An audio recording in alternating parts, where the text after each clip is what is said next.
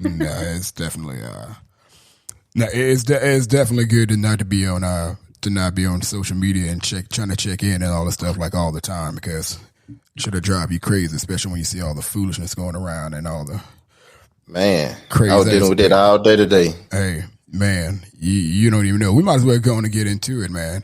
I'm not even doing no intro. This is the first time I've jumped on my podcast in a minute, basically since probably the right after the Super Bowl. Not even kidding. Yeah. I mean, I've been writing some stuff, doing some content and stuff like that.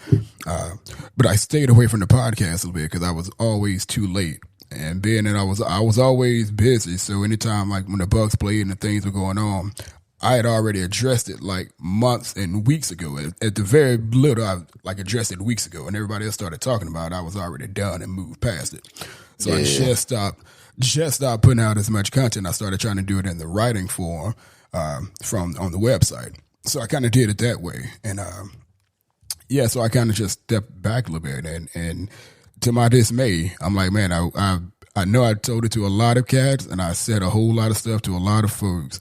But I'm like, man, if more folks would have just paid attention and listened to when I was trying to tell them, when I told them, I ain't got all the answers to a whole lot of stuff when it comes to this Bucs team and all these answers people looking for. But I'd be damned if I didn't tell them. I'd be damned if I didn't try to tell them. Nikki and I, one of the first podcasts I did, Nikki, and I loved it so much. I mean, Nikki went back at me because I was like, hey, what if this don't work out when Bruce Arians and Leftwich and Brady came about? I'm like, hey, like, what if this don't work out? Because this offense don't look well. I don't trust Bruce Arians, this and that. Nikki was like, why are you even worried about it? Like, that's for later. And I'm like, yeah, you're right. But we went on to win the Super Bowl with the exact same flaws that I talked about and all the stuff that I had precaution. Like, we still won a Super Bowl with the offense being in neutral for 3/4 of a game and the defense carrying the weight. Here we go. Fast forward, won a Super Bowl, went through another season with a quote-unquote top 5 offense, and here we are landing in 2022, and through 7 weeks, people are just now understanding that the Bucs have had their toughest schedule in the past 4 years, and it's all come full circle. Like, the offense never got better. The defense has been carrying the team. We were relying more on talent than tactic.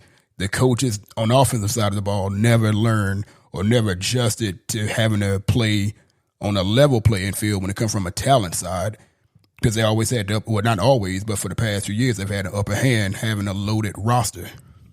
And here we go, looking at, again, a team with injuries, a coaching change, which should not have been that big of a deal, to be honest with you. And now adversity, 7 weeks into the season. Nikki, you and I talked about being jaded, and expecting bad things to happen as a Bucs fan because we've been through so much and so forth. You've seen some of the reactions, or you had your own opinions. What have you taken away? What have you taken away from the recent struggles from this Bucs team, and specifically the offense? Specifically the offense. I mean, I just feel like the whole chemistry is off. Like, I don't see any one section of the offense clicking on all cylinders. I think, it starts with the O-line, and losing Allie and Jensen right off the bat was a big, blow to us. Brady just looks at us, think, I don't even give a shit about it. Sorry, can I say that? You can say whatever. Hey, this is outside leverage, goddammit. You say whatever the hell you want to. No, I don't even give a shit about the off-field stuff. Like, sorry, I just don't care. You have a job to do it, and I don't think Brady seems in it.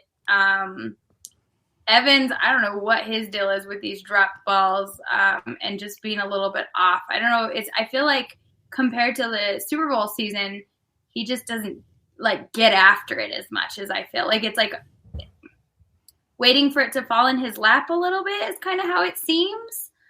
And then Evans. It's just, with Evans specifically, it's like he's just like I'm so good and Brady's so good, it's just gonna happen. And I just don't think that we're in a position right now where it's just gonna happen without.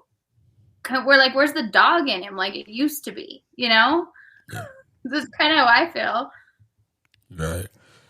Slam, you're like, again, you said you've been getting after it all day with cats talking crazy and having these wild opinions and just kind of reaching for anything to place blame on. But before we get to just that, the reaction and all that stuff, man, you remember you and I had these conversations, man, when we went back talking about how the offense struggled to play any team that was like literally from 2019 through just last year.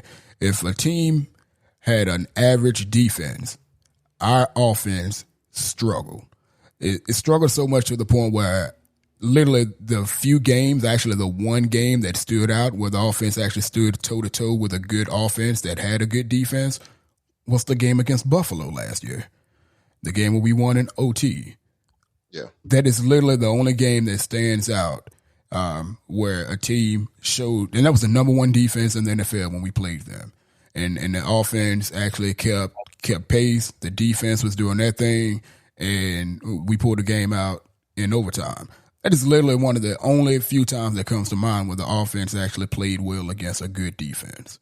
And again, Slam, you're talking about some of the tactics and all the stuff that was going on, or some of the reasons Byron left, which is struggle. What has been going back to his hiring? What did you see this coming, or did you have issues with the way things were going, even while the Bucs were at their top Super Bowl run in last year?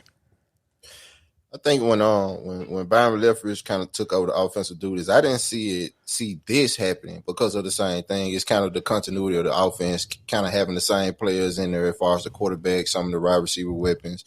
I think the offensive line losing Jensen, Marpet really hurt, as far as execution behind the line of scrimmage. But for the most part, on a macro scale, I definitely didn't see or predict the offense to be as stagnant as it is right now. Like when you talk about the same guys, and when they first came in, they preached about continuity. Like we won a Super Bowl. The whole idea of continuity was to bring all 22 players back so they can have another year in the same system to keep operating, keep getting better, learning the nuances of the system, offensively and defensively. And last year we came up short, but even this year, I think for me, I thought the offense was going to be one of the side of the team that was going to really pick up where they left off from the playoffs and just kind of keep on pushing because of the fact they're in the same system. You lose Bruce Arians, but you still got Byron Leftwich in the mix that's calling the plays, still running the same playbook, same scheme, so to speak. The offensive line is definitely something not to be happy about. I think it do affects a lot of the things that's going on, like at the point where you can blame play calling in some situations, but we really don't really know what the real issue is because let's say if you do call the right play in the right situation, if the O-line isn't blocking good, it won't work anyway. So it's kind of hard to tell. Like it got to the point where like, okay, you can say, that's play calling. But when you really peel the layers back and you really look at the play over and over again, it's like, well, damn, Luke Getty getting pushed back. There's nothing Lenny can do to run the ball. There's nothing Rashad White can do when he's running the ball. So it's just weird, man. It's weird. That's why I say it's like a lack of chemistry on all facets. And I don't really know that you can pinpoint it. My thing is like a mentality issue. Mm-hmm. Like that's what I'm saying. Like with the Evans thing that I mentioned, it's like you're kind of just, we're that Super Bowl team and we're the team that stayed together and are, even though we had a coaching change, it's still supposed to be the same. Like I feel like almost a sense of entitlement. Yeah. But there's, I don't want to say they're not putting work in, but are you? Like, I don't want to poke that bear because that's not really what I mean. But yeah, I understand. I feel like I understand what you mean, and I don't think it'd be wrong for anybody even to have that. And it's something that got to be put on the table. For me personally, Mike Evans, in my mind, Mike Evans don't have that kind of deal. But I can honestly see because the results on the field just kind of see it. It kind of shows it. Not only that, from a Mike Evans standpoint, Mike Evans ain't being targeted as much as, he's not even put in a position in my mind that to be making big plays it kind of lends to the thought of, hey, maybe it's a slacking off on his end because the production ain't there. We 7 weeks in and I ain't heard anybody mention this, but damn, Mike Evans ain't looking like 1,000-yard receiver this year. I actually said that during the game this weekend. I was like, he didn't get yards like this. Yeah, I don't know if he gets it. And again, I don't think it's 100% on him because I've been to the games. I've seen the live all 22, and I've seen that man open, and I've seen Godwin get the target rather than Godwin or Fournette get the target rather than Mike Evans. So again, I mean, Nick, leaning to your point there, that does lend to the notion that, there's some slacking off or something going on because the production ain't there to lift these players up as high as we want to lift them on a personal level as players. For sure. And I want to make it clear that I'm not saying that it's Mike Evans specifically or he's not putting in the work. I'm not saying that at all. I'm just saying, like, as a general consensus or kind of like a general feeling that I'm getting when I'm watching the team, for sure. And again, like, what Nikki said. I mean, she's not calling out Mike Evans. This is basically Mike Evans just being used as an example. She is not pointing out or claiming that Mike Evans is a slacker on any level. That's not that thing. No, but there's some sort of chemistry issue off here, and I think I don't know if we can find the answer to that necessarily. I know for me, it's just hella ironic that all of this goes on when Bruce Arians get out of the picture. Like, all last season, the year before, he was claiming, I'm not doing anything. It's all Byron Leftwich. I don't do crap. It's all the other coaches. He was trying to build all them up, making it seem like Byron Leftwich was the total mastermind behind it. But then reports come out of Bruce Arians coming in and red marking stuff that they want to do. He's saying it won't work. So it's bad timing that the offense looked the way it is once Bruce Arians leave. And it's like now Byron Leftwich just left to hold the bucket. Like, okay, what's going on? It's not a rift between you and Bruce Arians no more. He's completely out the picture. So all the shortcomings of the offense, whether it's play calling, whether it's scheme, whether it's not getting Mike Evans involved more, or if it's all the other variables, is falling back on Byron Leftwich. He's the only one that can be held accountable. I don't think Tom Brady is just purposely not giving the ball around to Mike Evans and stuff like that. I think Tom Brady is more of an inside-outside guy. Like, he looks at the inside, then checks the outside. That's why he's very good at checking the ball down. He likes those tight ends. He likes seeing where he can get the ball out in the middle. But it's super uncharacteristic that, Mike Evans is not trending to get 1,000 yards this season. It's super uncharacteristic that this offense, on paper, with all these players we have, even though we lost Gronk and AB and even Marpet, I mean, we still can do better than 3 points against the Panthers. I don't care, man. Like, I went to the Packers game. I went to the first home game, went to the Packers game, and that was my first time going to a home game. So I was just like, it just didn't seem right. It didn't feel right. Like, the offense just seemed clunky. It seemed like the chemistry wasn't there. It just seemed like it was so hard to move the ball and actually execute. And I get it. That game, all the receivers out. All we had was Russell Gage. But in a nutshell, come on. We knew the Packers wasn't going to be the team they were from the past years. But it's really coming to head with each game we play. We're playing worse teams and worse teams. Like, it couldn't get no worse than the Steelers and the Panthers back to back. But isn't this the Bucs, like Tom Brady's getting the full Buccaneer experience? I read a tweet about that during the game, and I died because it's true. Like this is what we've, and I hate to say historically because every team is different, every situation is different, but historically we play like shit when we play shitty teams. We always lose to the backup quarterbacks. It's always been our kryptonite. And again, I hate to generalize as a fan base, but when we talk about how we've been so jaded, I'm sitting here like, I'm not surprised. Right. And I don't see any game like this as a cupcake game. Now, if we were to come up on Buffalo next week for some reason, I wouldn't be surprised if we beat the shit out of them. Just because that's what we do. It's a piece of me that still feel like we just can maybe pull this off Thursday. Like, we'll shock the world if we beat the Ravens on a short week after losing two bad teams. But that's the Buccaneers type of voodoo, I guess. But Thursday night games are not typically not kind to us. Not kind of us. Yeah. And really though, ain't that a damn shame that we talking about that, man? Because Nikki, Nikki, I mentioned this 2 days ago when I was first initialized on this conversation of having Nikki on. I was like, hey. You remember that whole culture change shit that everybody talked about happened in 2020? What the hell happened there? Like, why didn't that carry on for more than a year? That's why I always said, and I've always opposed the thought of culture change due to a winning season. That might be one of the lowest fucking indicators, or one of the most common indicators that you as a fan, not you as a fan, but whatever your fan base is pretty much trash. If you think a winning season changes your culture, it does not. That's like saying the fucking outfit changes your soul. There's a whole lot more that got to go on the inside than just whatever it looked like on the outside. Because we go back and we talking about these teams that the Bucs like basically showed out on that kind of got those top 5 rankings over the last 2 years.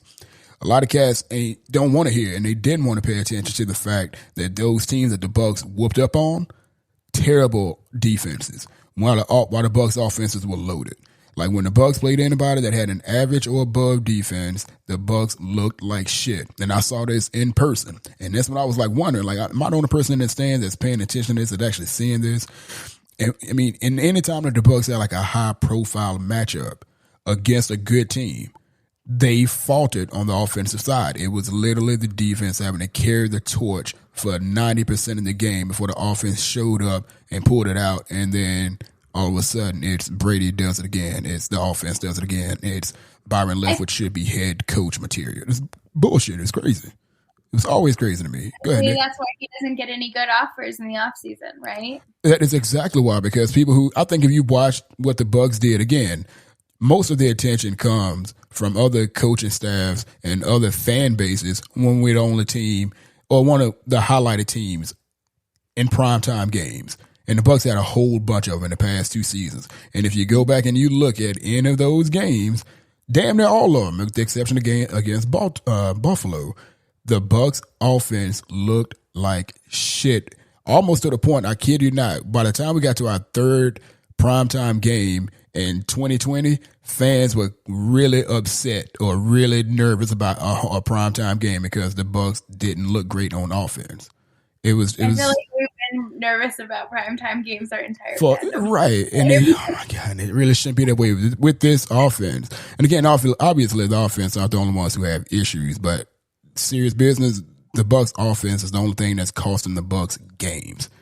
It's exactly like in week 2, because I was at the New Orleans game, and that first half was really hard to sit through. Granted, it was like 3-0, so it wasn't like a big deal, but like we couldn't do it. It was like 6-3. I don't remember what the first half score was, but we were still in the game. Obviously, it was like a 3-point differential, but it was just boring, man. Like we couldn't do anything, but the defense was keeping us in the game. And then like once the defense really started clicking and getting the turnovers and stuff. Speaking of, where are the turnovers? We'll get to that later. Right. But, you know, I was like, the defense was doing enough to keep us in the game, getting the ball back to ourselves. And at that point, I'm like, well, just let Jameis be Jameis and we'll be all right, right? Like, and eventually that worked out. But we're not playing Jameis Winston when we play the Steelers. Although with a rookie quarterback, you would think that we could. Right. But we don't because, you know, so we do. But I feel like the defense is keeping us in games and the offense just not there. Go on this opportunity. Slim, go ahead. The defense doing their job. I mean, people can say, well, we need the turnovers, but, you know, really, teams still averaging 17 points a game against us. That's more than enough for us to win those games. For sure. Like, for sure. I didn't want to make that sound like I was hating on the defense, but we were getting so many turnovers those first 3 or 4 weeks, and then it's just completely gone away. And well, even back to like 2002 era, it's like he said, if you want us to win a Super Bowl, you know, Gruden said, you guys got to score 9 times a season at minimum. Yeah. And we were kind of on pace for that at the beginning of the season. It's just dropped off. So that was kind of my only point. I'm not like slighting the fact that the defense is the only thing really giving us any sort of juice right now. Yeah, I mean, I definitely agree. I mean, turnovers do help. I mean, turnovers is one of those things that it's kind of, it's the defense job. You know, hey, take the ball away. Like in New Orleans, we had five takeaways in that game. I mean, Jameis was giving us the ball at that point. Toward the end, he just started turning to Jameis he finally is throwing it to us. You know, finally. Yeah. When I was watching that game, trading him to get him to throw to us. Yeah, I mean, when I was watching that game, it was like you say, the game was boring. It was like a long chess match. Like no defense was giving up anything. And I said, well, whoever's going to win this game is basically whatever team make a mistake is going to lose the game. And then boom, Jameis started happening. It just started rolling downhill. But far as the defense keeping us in these games. I feel like the only game that was definitely just an outlier was the Chiefs. Like Chiefs game, right? You can give that to them, but all the rest of these games, man, like the Steelers and like that's why I think, as far as the defense, it's not complimentary football. Like the defense, the offense doesn't have. It's not showing up for them. Like the defense basically has to play lights out for us to even have a chance to win. Like we basically got to hold the team to 3 points or less, so the offense can at least feel like they have a chance. Like the defense just doesn't think the offense can go out there and score points. When I went to the Packers game, to her point, it was boring. Like it's Brady and Rodgers. Like I paid a lot of money to come to this game. I want to see two legs and two Hall of Famers go at it and shoot it out. And I'm like, this ain't it. Like, is it me? Like, did I bring the bad aura here? Like, it's trust me, I've been the bad aura for a long time. Yeah, it was just, it's weird, man. But the offense is baffling. Like, it's hard to explain. You don't know. You can say XYZ things, and you're not wrong. We don't know what it is, man. It's a culmination, man. It really is a culmination of, I think, other teams seeing this process with the Bucs for the past 2 seasons, or actually 3 seasons, with Arians and Leftwich in there, and seeing how that offense worked. Because again, so many times, man, I've been on social media or I've been on a phone call with someone or at the game, and I'm like, man, it really just feels like the Bucs offense just goes out there and line up and basically try to do whatever they do. Whatever the hell it is they think they do, they literally just go up and play like with no regard to what the defense's weakness is and what their strengths are. They just go out there and try to play man to man, not man to man, but they go out there and literally just try to play talent against talent. And 9 times out of 10, the Bucs in the past 3 years have had the better talent, and that's it. Yeah. There's no actual coaching that seemed like it was in play. Scheme. No ingenuity.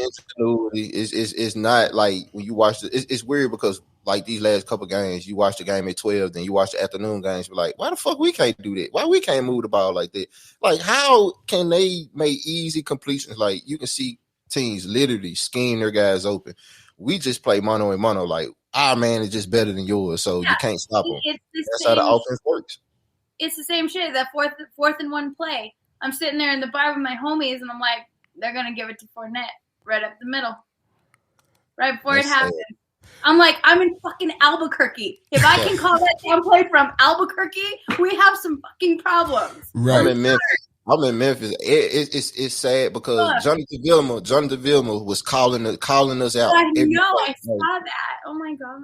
So if the public can see and predict the play calling and kind of see, just imagine what the coaches are doing or the players are doing. Like, it's what can you do? It's too predictable. It's sad when your fans, commentators, anybody else can basically predict. It's not even predict. Like, we know, they finna run the ball up the middle with Lenny. You think defenses don't know that? You think coaches not telling their linebackers, look out for this, look out for this. They're running the ball. Look at the formation. They're running the ball. Like, I'm not even saying like pull some crazy trick plays, but like, could we throw one in every so often, like, so that it's a little less predictable? I mean, run it 90%, but can we have 10% that's like some weird, I don't know, flea flicker or something random on a 4th and 1 just to like completely throw shit off? Right. But no, it's the same. It's so predictable in some ways. Super Tecmo Bowl playbook, man. It's Nintendo Sega playbook, man. It's like probably 3 formations, and we're gonna do everything out of those, man.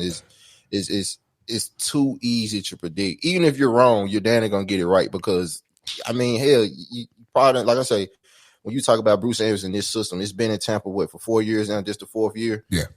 I mean, have we seen any change to the system? No. Coaches have enough film on this system by itself, regardless of who playing. Right. Okay, when they line up in this, 9 times out of 10, this is what they're doing. We're just relying on talent rather than any sort of. Yeah, talent over tactic is what the Bucs have been leaning on. And fuck it, this is my podcast. Motherfuck it. I've been telling this motherfucking shit for a long goddamn time, man. I've been watching this shit and I've been saying it. And I catch so much flack for saying this shit, man, and I've shown it. I've told you. I'm like, listen, like, watch what's happening here. Like, this shit ain't sustainable. I'm glad a lot of cats that came on board. Actually, I'm not glad. Fuck them. There's cats who came on board, new fans, because Brady's there. We're built for this kind of stuff.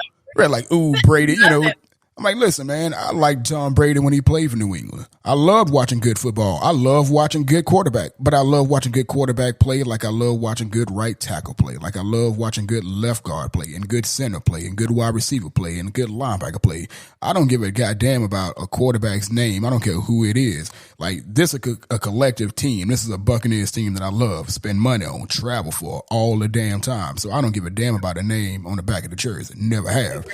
Tom Brady and whoever else, I don't give a damn who they was on offense. Riding the wave right now, Todd Bowles and that defense. I know a lot of cats are now calling for Todd Bowles' head because he's now the face, and he's now responsible now apparently for the fucking offense and the defense, which he said already several times, especially when he got hired. I'm staying on the defensive side of the ball. I learned my lesson in New York. Now people want to use him and anybody else they can use to just deflect from what's going on the offensive side of the ball. Again, there's a lot of imperfections on the defense. When you see several teams get long 3-and-outs to close out a game, that's frustrating as hell. But I'm not foolish, and I know that cats are just projecting all that damn energy, all that fucking frustration from watching the offense not be able to do a goddamn thing, and they're projecting onto any imperfection that the defense has. And that shit is unfair. It's fucking foolish. Fuck Brian Baldinger and his cricket finger for fucking pointing out when the defense has a single play, when the goddamn defense and held other teams and the team that he was highlighting to so few points, enough for the Bucs defense to win the game, a top 5 defense. That shit's insanity. That shit is insanity. I somehow woke up yesterday and saw my whole damn feed full of just plays of people looking at the defense make imperfections. I'm like, hey, but tell me why my offense can't score more than 3 points. It ain't got shit to do with what's happening. I've been saying for MVP this year.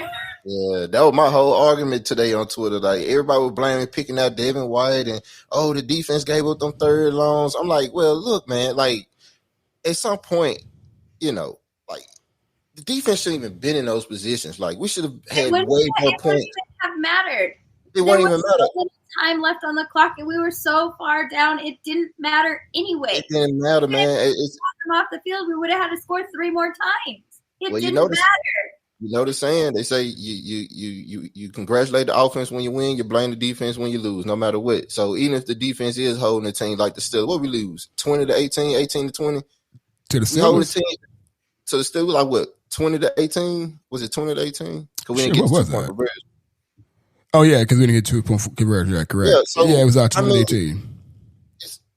20 points. We should win. If somebody came and said, all right, the Steelers going to score 20 points with the Buccaneers offense, who wins? The Buccaneers. Like, who cares if they score 20 points? We should be good for 30 every game. Like, we should walk in with 30 on the scoreboard. There's no reason we shouldn't be scoring on our first possession and in the first quarter, for that matter. We haven't scored a touchdown in the first quarter all season. That's a shame. That's a goddamn shame. That is a damn shame. Now, again, going back to how this has been happening.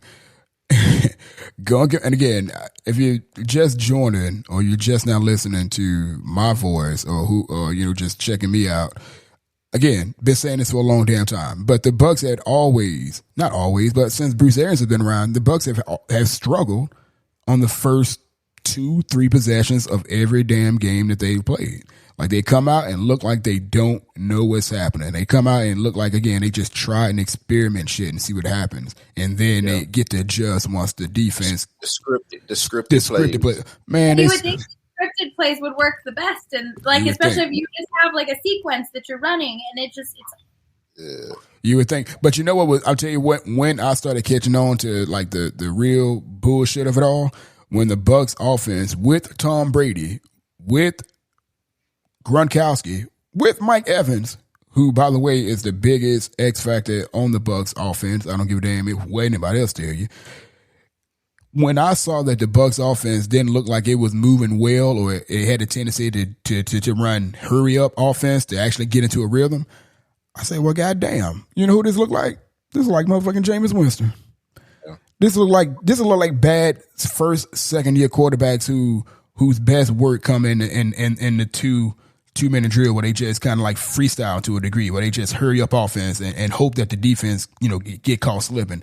When we're looking at hope to win games with all this talent that is on this team, offensively and defensively, it literally makes you take a step back. Like, it really makes you take a step back. I had a friend who went to the Falcons game with me a couple of weeks ago.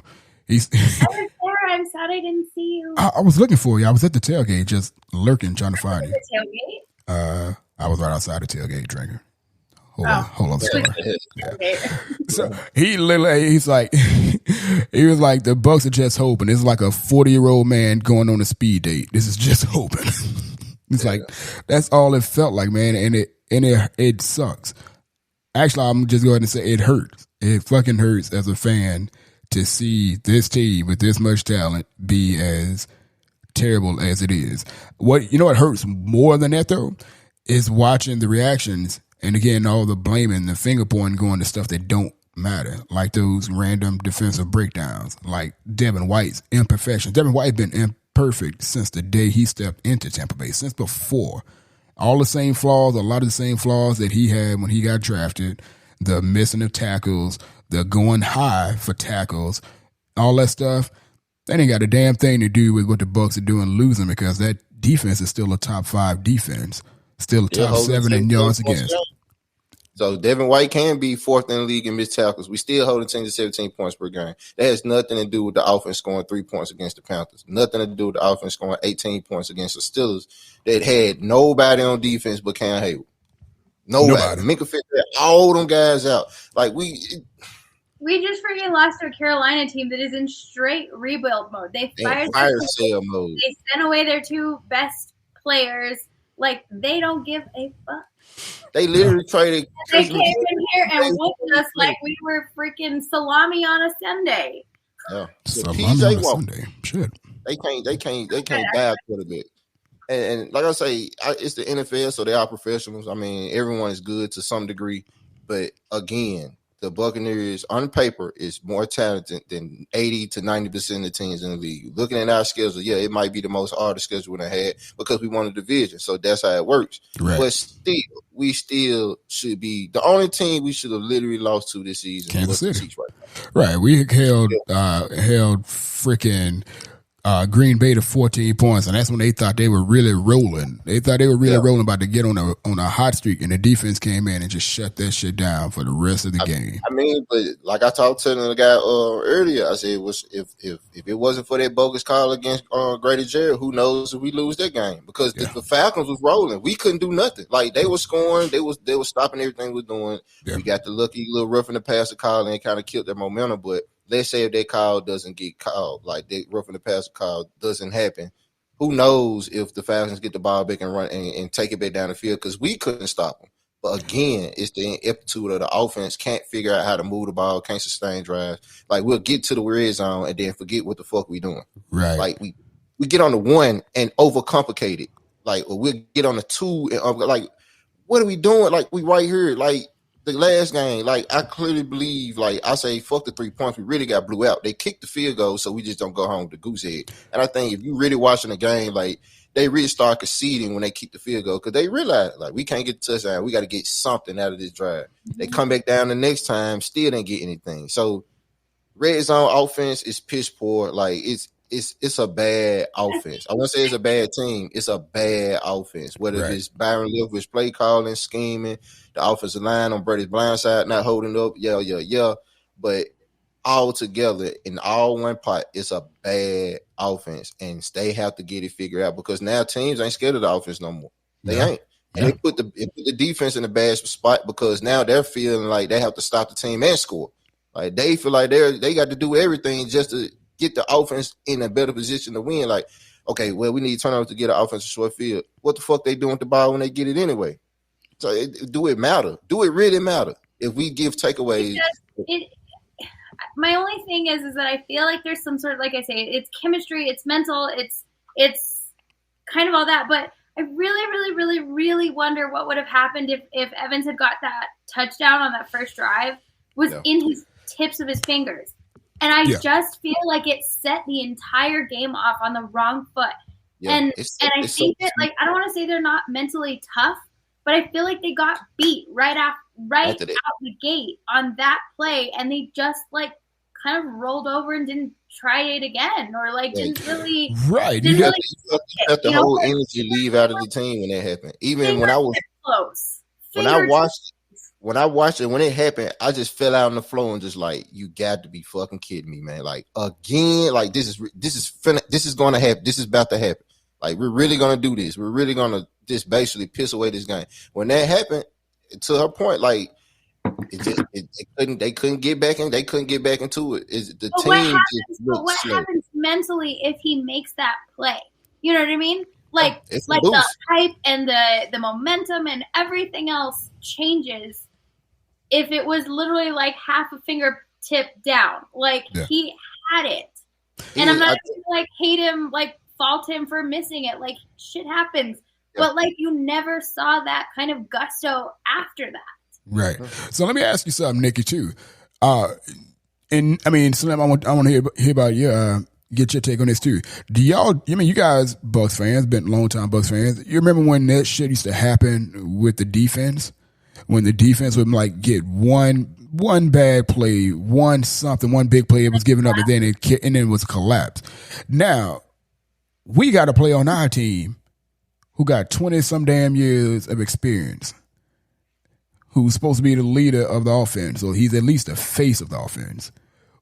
Where do you put, not blame, but what is the expectancy of a player who is at your quarterback position with that much experience, with that much pull? At what point do you look and say, hey, where is his presence? Nick, I want to hear from you first on this, because this is a tough question. A lot of cats do not want to hear, because anytime you speak, if you don't give Brady a verbal reach around, you must fucking hate him, basically. If you question his motives, if you question his play, you must hate him. But I mean, that's a serious question that needs to be asked, because it's not being asked by our reporters. It's not being asked in the media. Where do you, like at what point do you say, hey, where is the leadership from the head player position, or at least the face of the offense? Well, I mean, and I really hate to go with the excuses of the off-field stuff, because I just don't give a shit what's going on in your personal life. I just don't. It's not my fucking problem. But when you're taking days off from training camp, or taking a Saturday off before your Sunday game and not doing those things, and this is the guy who says he works hard all the time. I know people that have seen him like running sprints in parking lots just to like continue to always be working and always be doing that stuff. And I think initially, and I think, Robert, we talked about this a little bit when you were saying like, where'd that culture change go? And I said, no, it kind of did. It was like the instructions were do as Brady does, right? And back then when he first came here, he was proving to the world that he was as good as advertised, right? He elevated everybody around him. Everybody played to his level, and it worked, right? Like, yeah, well, there's some vanilla things there, but it worked. Now you have Brady, who's kind of, I don't even know what the right word is, just not on point, I guess is what I would say, because I don't want to say distracted, but not on point, not really clicking on all cylinders. And the entire team all of a sudden can't click on all cylinders. Like, they're almost doing exactly what they were told, and the culture changed. And following his lead, when he's crumbling, the team is crumbling. And I'm with you. You are the GOAT. You have 20 years of experience behind you. At what point do you say, look, we got to work harder, or we're not going to go with this bullshit ass predictable scheme? Like, I don't know. Like, you would think he would have that kind of pull. And you would think, as somebody who always is trying to be better and always wants that next ring, that he would be pushing harder for this. Yeah. I haven't heard him say nothing. And again, I don't really follow all the press conferences like I used to anymore, but I ain't hearing nothing from him. There's honestly goodness, there's nothing coming out of the camp or any of the media, local or otherwise, about Tom Brady, like not talking directly and asking him where, these pointed questions. Like, none of that shit's happening. That's like it's all hey, what do you guys have to do? It's not about, hey, Tom, what do you feel like you have to do? Real quick, Slim, I want to get your take on this too. But again, going back to this whole culture change and then this whole 2020 season when the Bucs won the Super Bowl, when everybody was like, well, Tom Brady finally got comfortable, and then he started, after the bye week, he kind of implemented what the Patriots did, and he was like calling the plays. Let me go ahead and just tell y'all something.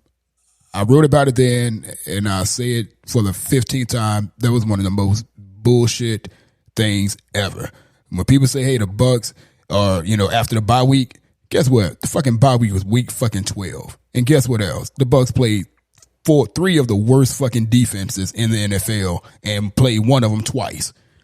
Mm-hmm.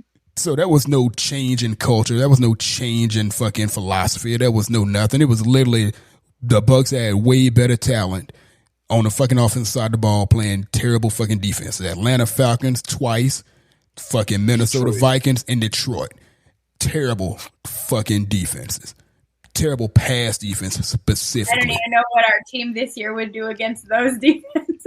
Fucking give up 3 interceptions and probably score negative fucking 5 points some way, somehow. But no, sorry, Slim, going back to that same question, man. Like, again, I don't want to point fingers. I'm not trying to say, hey, what about Brady? But again, this is supposed to be the face of your offense. Literally, people making him the face of the franchise, even though he's a rental. Where do you look to him, and what do you think the limit is to looking for a player like that? You're not supposed to be looking at one player to get all of your bravado and all of your energy, but he is that guy that gets all the credits for the win and gets all the credit for all these other things. Where does his responsibilities lay in this situation? I mean, he's top of the list. I mean, it starts with him and ends with him. I've always been one of them people that say, hey, it starts with the quarterback, ends with the quarterback. If the quarterback is not doing good, the team won't do good. If the quarterback is not checked in, the team is not checked in. And this year is odd. He is like I say, I can't comment on his personal life. I really don't give a shit. You got to play on Sunday for 3 hours, and then you're going to handle your personal business then. But you have to show up for work. Our jobs don't give a damn what's going on in our household and our personal life. We're there to do a job. We worry about that on our own time. Like I say, with him missing camp and all that, I don't really think it was detrimental to the chemistry because, like I said, he's still throwing to the same receivers and stuff like that. But you can't tell me that players are not affected by what's going on with him that's hitting the headlines and stuff like that. You can't tell me those little sidebar conversations isn't going on. But, for Brady to be known as this psycho Tom and he's yelling at offensive linemen and stuff like that because he wants them to do better. I think this last game or two, it just looked like he's dejected. It looked like he's checked out. I mean, unless he's very good at playing poker and he has a poker face and he's going over these scripted responses in the media, he doesn't look like a person it's looked like he's already planning his exit. Like he has his exit strategy already formulated in his head because when you losing to teams like this, that's a real example of, just the attitude of your offense. When your offense can only muscle up 3 points, basically 21 points in 8 quarters, that falls on the quarterback as far as getting his guys fired up to play. I mean, you can say the head coach and Todd Bowles don't have anything to do with the offense. I know that Brady and Leftwich kind of work together on the scheme, but when you're talking about the GOAT, you're talking about this figurehead of the offense, this guy that just had this long record of success. He does have some type of skin in the game when it comes down to why the offense isn't working the way it's working. It's just it's hard to put my finger on it, man. I mean, you can yell at these offensive linemen and tell them that, hey, you're better than what you're playing and all this stuff, but are they really responding to that? Are they looking at him like, this guy, like, how you going to yell at me and you're missing practices and stuff like this? You have all this crap going on. Like, we don't get the same privileges as you. Robert Haynes and Lou Gedeke isn't going to be allowed to miss training camp for 11 days. They're not going to be able to go to a wedding a day before the game, So I don't know, man. Like I say, I don't. It's hard to tell because once again, it's baffling that 7 weeks in and we're not even the offense we was looking like the last 2 years. Like at least we was able to score points. We was good for 30 a game. We just really was dysfunctional. It was hard to get to 30 sometimes, and we'll play teams like the Redskins and just scratch our head on like why the hell is Tyler Heineken giving us pure hell? But this season is the worst Tom's been in it, and it's hands down. So like I say, a lot of things are ironically happening all this year with Tom going through his personal life and Byron Leftwich taking over. And was Tom responsible for Bruce Aaron getting kicked upstairs? Like, it's just karma. Like, what's really going on? Like, it's a lot. So for Tom, I mean, he got his. I mean, he gets his share of the blame, but you have to keep in mind that at the end of the day, like, is the scheme, is the play kind of like, do the defense, do the NFL basically have our number on our offense? Do they just already know what we're gonna do before we line up? Is it too hard for Brady to really do? Brady understand? Maybe Brady in the back of his hand knowing like it's not gonna work. What we're doing is not gonna work. Like maybe he has that. We don't know what's going on in Brady's head, but I know these last 2 weeks he's giving these kind of, you know, what can I say? How can I say it? He giving these type of responses like, you know, like, hey, you know, we're just going to keep working. We're going to figure this out and all these things. But you've been saying that, and you've been saying, and it's you not only are you doing the same thing, you're getting worse. Jameis Winston said the same thing. Hey, I swear to Moses, I was just about to say the same damn thing. Like, we heard this shit before. Several times. Brady, like I say, I don't know. I say, damn, it's I don't know, Robert. It's hard. Interesting what you said, that he may have his exit already scripted. Then stay home then. Like we could have moved forward from this, and he wouldn't be such a discussion anymore. We could just say like, okay, next in line, who's the next guy that's going to lead us to these, you know, horrible losses that we've always experienced. But you know, like, if you're exit, then go. You know, you retired. You had one foot in, one foot out. You retired and came back. If you retired and came back, like you had unfinished business and shit. I don't know. So I don't know, man. Like, I don't know. It's honestly, bro, I can't really answer that question. Like, of course, we can look at Tom Brady and say, okay, he's the figurehead of this team. He's the GOAT. Like, he's the catalyst, the main cog of this offense. And, you know, he probably has some comfortability on why it's not working. But, shit, like, I don't know. Because when I'm watching him play, he's doing what he's doing what the best he can do with what he has and what's going on. Like, it's not like he's just out there just throwing the ball away, just giving the games away. He's literally trying to push the ball up the field. He's trying to play. He's trying to score. It's just, I think it's starting to, defeat is starting to creep in his head. Like the last year in the Patriots, when he was on the Patriots, you could tell Brady wasn't coming back. Like he was just like, fuck it, I'm out. Like he threw a pick six the last pass of the Patriots and didn't look back. So I hope that's not what's going on, man. It just, you know, Brady is 45 years old. He don't have a lot of patience for what's going on right now. Like if he's going to play, he needs to play to win. He's not playing to figure things out. And he's, so I think his patience is very thin. Like anybody else is older. Like he don't have the patience for stuff like this. Like look at Aaron Rodgers. Aaron Rodgers basically calling out his own teammates. Hey, like throw him right under the damn bus. Well, no, he's like, hey, some of these players need to get reps. Don't need as many reps. So it's hard to call them, Robert. Man, it's hard to call because I think it's enough blame to go around when you talk about the offensive struggles, and you know it just doesn't stop with Brady. It's a lot that's going on. Right. Again, I'm not looking to point the finger at Brady. I'm like, hey, well, this is your guy. This is the dude. He should take on all the blame. Because that's not the case. I mean, offense, not even offense. Football is the greatest damn sport in American fucking history to me. Greatest team sport. Greatest team sport, like full clip. I mean, I literally loathe the fact that it's so much about one player, win or lose. Like no matter what, you hear the quarterback position. Like there's no other sport that you can think of where one position, no matter what, is, you know, whoever takes that position is initially or immediately the face of the franchise and all this other stuff. I hate that. But again, I love every good position. I love good play at every good position. It's just that, again, when we look at our team, everything that you look at, whether it's marketing, whether every billboard that you see, every promo for every game, it is featuring our quarterback. And our quarterback is the quietest in all of this. I get it though. Like from a marketing perspective, I mean that's what we're supposed to do when you have him. So I'm not even like pissy about that. Yeah. I'm with you. Like it is frustrating because I've been a Bucs fan for so long. I'm not a Brady fan. I'm grateful he's on my team, but Same. I'm not I'm a Bucs fan.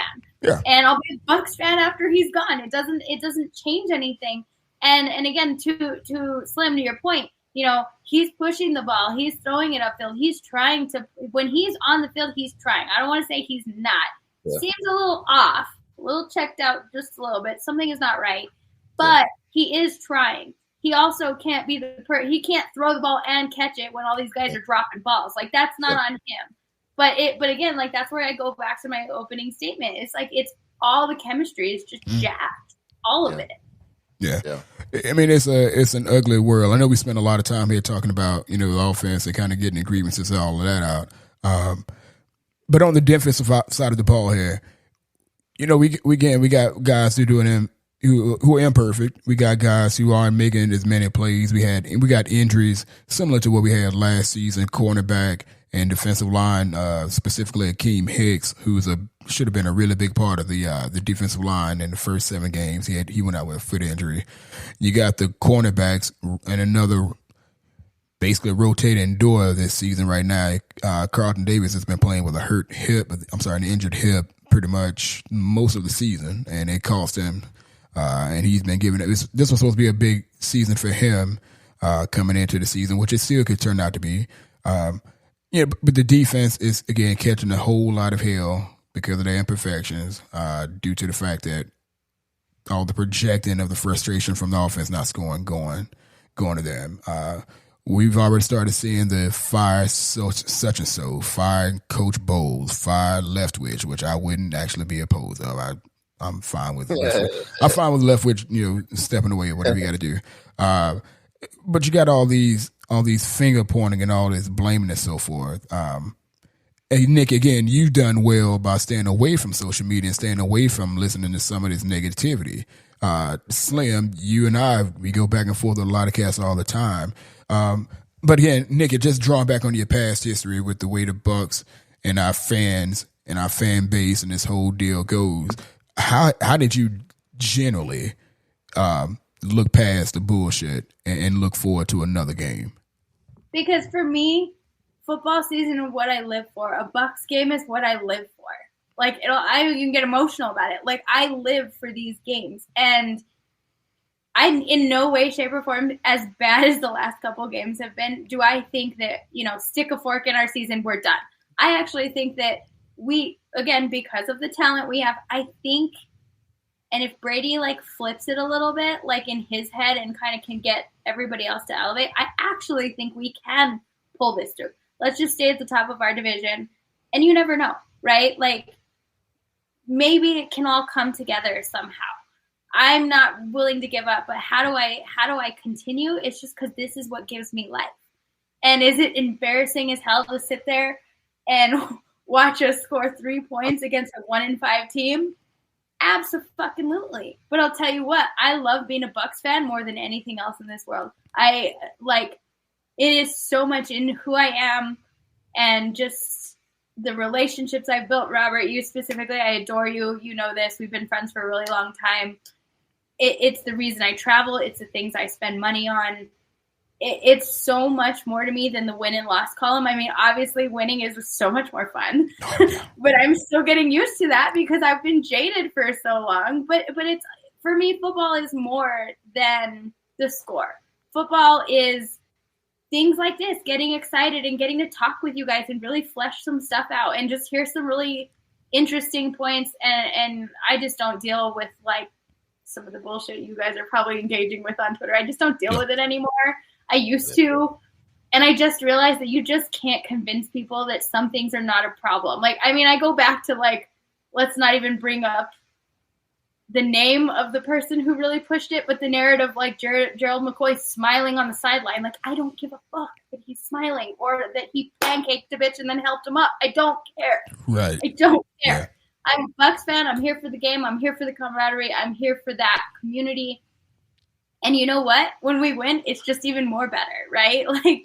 I just had to get away from that negativity because, it's exhausting. Yeah. And like you said, Slim, I don't know what the issues are. I can't pinpoint what it is. I think it's a culmination of a lot of things. I'm not going to say that the divorce, I just don't care. just don't care. What I care about is what you do on Sunday on the field. Yeah. Period. Great. And I so love that answer. I so fucking love you as a fan. It's not even fucking funny. That's hard. Fucking love you as a fan. I know there's a lot of other fans that are like you. I'm sorry, who feel similar to you, but ain't none of them like you. Fucking love you. Slim, again, love you. you and I go again. We go back and forth a lot, and we and I don't always fucking agree initially. We always have to have a back and forth to get things going. Again, you've seen a lot of the negativity, you've seen a lot of the finger pointing, you've seen a lot of the foolishness. Your way of dealing with it, and then looking forward to the next game. Well, as far as the bullshit, man, like sometimes I have time. And like today I had time. Like it was a light day at work. I'm like, all right, let me just see what everyone's talking about because, when we lose, everyone's frustrated. And I get it. You're frustrated when we lose. You're even more frustrated when we lose games we shouldn't lose. Especially, versus the Steelers and the Panthers. So when and I'm part of all these groups on Facebook and Twitter, I follow a lot of Buccaneer media on Twitter and stuff like that. So you kind of just get an idea of what is the kind of the macro narrative of what the problems is, and you kind of get everybody else anecdotes about what's the problem, how can this get fixed, and sometimes I'll be inclined to just kind of inquire like, okay, how, why is this going on, how is this going on, like, okay, just kind of sometimes it'd be a opportunity to debate, educate, or probably gain a perspective that I wasn't thinking about, but generally, it's just a lot of people in their emotions. People just want to have a way to point the finger at something. They need an outlet for their frustration, so they blame people that may or may not be the reason why, or a situation that may or may not be the reason why. And sometimes, like today, I was just asking people questions. Like people say this is the problem. I'm like, well, why do you think that is? Explain to me why. And some people just couldn't. They were just because my feelings. Mad. They don't know why they're mad. Like these inner feelings, and I'm like, well, it's okay to be emotional, man, but like you got to understand, it's a lot of more variables than what you say is going on. Like sometimes I like to just sit down and just talk football, talk X's and O's. Like I like to talk football from a cerebral standpoint. That's how I look at the game each Sunday. Like I can look at the game, and me and my girl be watching the game, and I can be breaking down the game and saying things before the commentator saying it. Like they'll do a replay and do a review. I'm like, baby, this is what they're doing. Or I can tell you what the ball going on. All right, baby, look at him. This is what's going to happen. Like, why are you playing off? Are you playing? I can look at defenses and tell what they're running. I can look at offenses and kind of predict what they're going to do. So for me, I like to look at games from a cerebral standpoint. I love football too, Nikki. Like this is I live. I had time to do that like I used to. I used to watch every game 3 times, including the All-22, and like my life is a little different. I don't have the time for that anymore.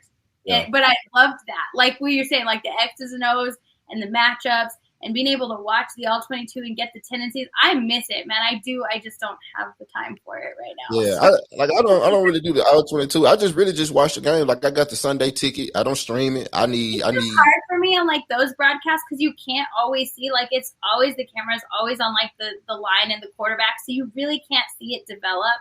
And that's the part that I don't like about just watching it, but I just don't have time to go back and do all that. Man, like I said, I watch it, man, and like I said, I live for football Sundays. It's a whole thing Sunday. Like I work my ass out 6 days a week just so I can have my Sunday to myself and watch football. Like the TV doesn't get off of football all day. After our game is over, before we play, it's on some type of football game or some type of NFL network.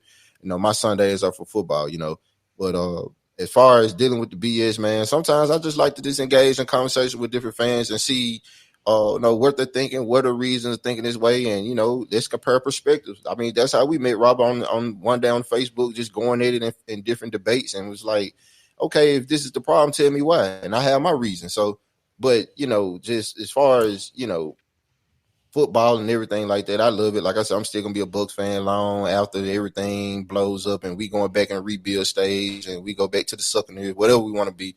I'm still gonna be a Bucs fan. It's sweeter when you're a Bucs fan when we was going through those dark times and then we finally get the ring and I'm like, yes, this is why you go through all those years of BS so you can be a champion one day. So for me, man, like it's just when you're dealing with certain. This year specifically, because it's exactly kind of what you're saying, is like. It's one thing to be the Bucs fan that are 0-26 and you just know we're going to be 0-26. It's shitty to lose games like this when we shouldn't. Like not just on a day-to-day, we really shouldn't be losing these games. We have Tom Brady.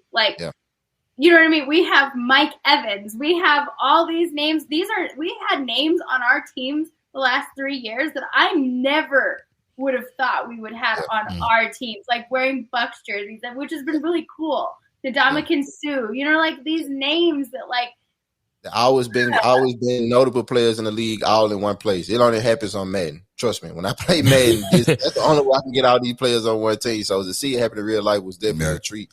Even with guys like Julio Jones, I was like, and I said back one day, and this when I was in Tampa, I was at the bookstore, and I was like, man, if I really had the money, I'd buy every jersey or every notable, probably future Hall of Fame player they played. Even Antonio Brown, I get him, get Julio, I get Gronk, I get all these guys that's been, high, basically top players in the league when there was a Buccaneers, just to say, hey, I remember when they was on our team. It's a good way to have the jersey. But nah, man, as far as the people, man, you'll never win that battle. Well, the war, you'll never win that one because there's too many people. It's one against the world. But I think just a lot of people, especially when you lose, people just got to have an outlet for their frustration. And I just want to know, okay, if you say this is a reason, let's talk about it. Explain to me, educate me why, because I might have a different reason. And sometimes it works out. Sometimes I kind of make non-believers and believers and kind of break something down to them that people maybe weren't thinking about, hey, well, the reason why this is going on because of this is going on, okay, I wasn't thinking about that. Or some people just say, hey, Devin White is a trash linebacker and he's a bust, and I'm just like, well, he was just literally defensive player of the month last month. So how does he go from that to a bust in literally less than 30 days? So well, he's fourth in the league in missed tackles. We still hold teams to 17 points per game. What are we talking about? The offense scored 3 points. It don't matter how many tackles he missed. The offense can't score. So, nah, man. It's sometimes it just sometimes you like fucking with people, and sometimes you just really try to see what people head in, how much football they really know, or is they bitching? Right.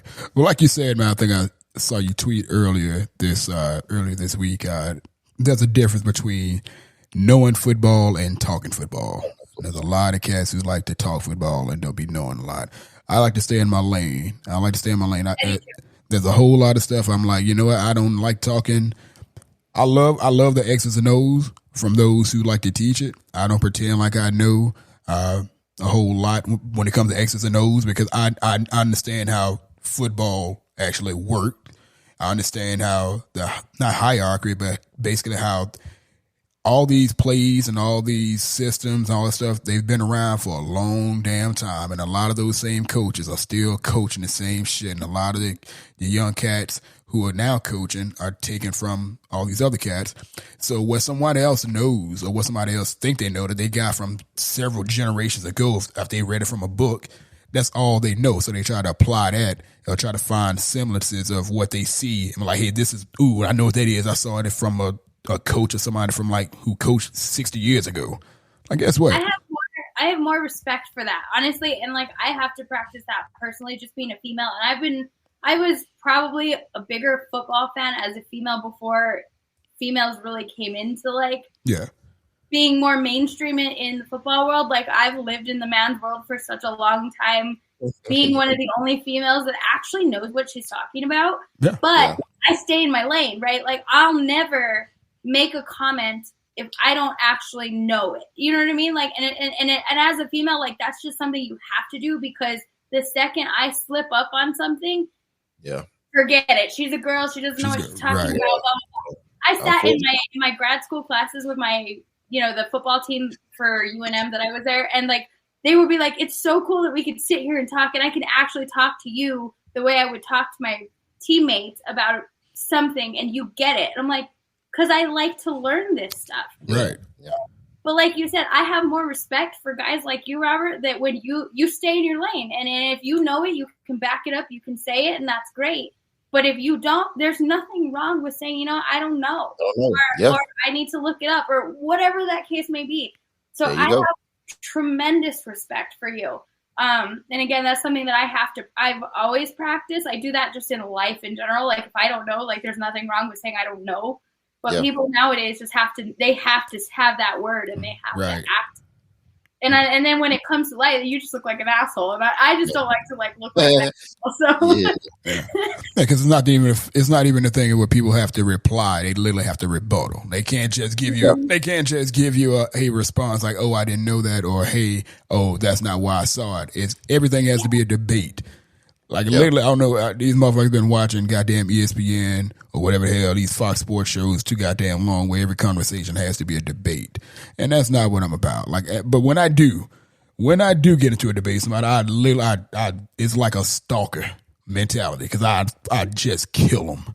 I don't just goddamn kill them. I drag them, and I just keep showing them, and I would go back and find killing with information and stuff you can prove, man. A lot of people just talking, but they don't really know. They're not educated on certain things. Like it's all these echo chambers that the internet has created. You know, people can just say shit and people just echo it out, and that's just what it is. Again, that I keep going back to that stupid Gerald McCoy smiling, and I'm like, I don't give a fuck. I never agree with see it on Twitter. You just see like he's too nice, and I'm like. That was bullshit. I just keep using that example because it was that fucking asinine that we're talking about Gerald McCoy smiling. I'm sorry, I met the guy. He's nice as shit. Like he's got a pretty smile. Like who gives a fuck?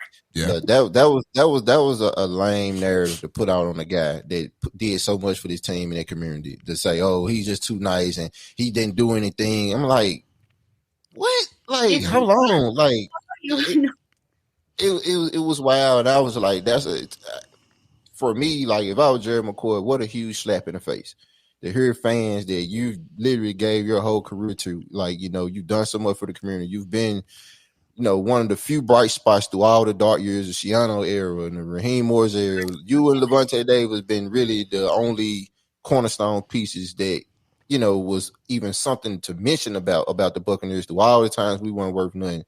And to get to the point where, oh, he's too nice and he hipping Ben up and he said sorry to Big Ben. Like, that's just who he is. But that doesn't negate the fact that this guy's been one of the top defensive tackles in the league for a long time. Yeah. For a long time on a team when we wasn't good, but he was still able to hold his part down. So, yeah, I'm with you on that, Nikki. Like, it's a shame, man. But, you know, everyone has a microphone and a social media and a Twitter page and stuff like that. So it's so much bullshit to get spewed out of there, man. That for me, sometimes I try to ignore, but like today, I was just like, all right, I got time, man. Let me just, what's going on? Like, you know, you guys are just saying all of these reasons, and then I'd be like, okay, where do you get that from, or how did you come up with that? And they get mad that they can't prove it. They get mad because you ask them, how dare you ask me about my stupid ass opinion? I asked one guy literally, I'm like, well, how did you get to the conclusion?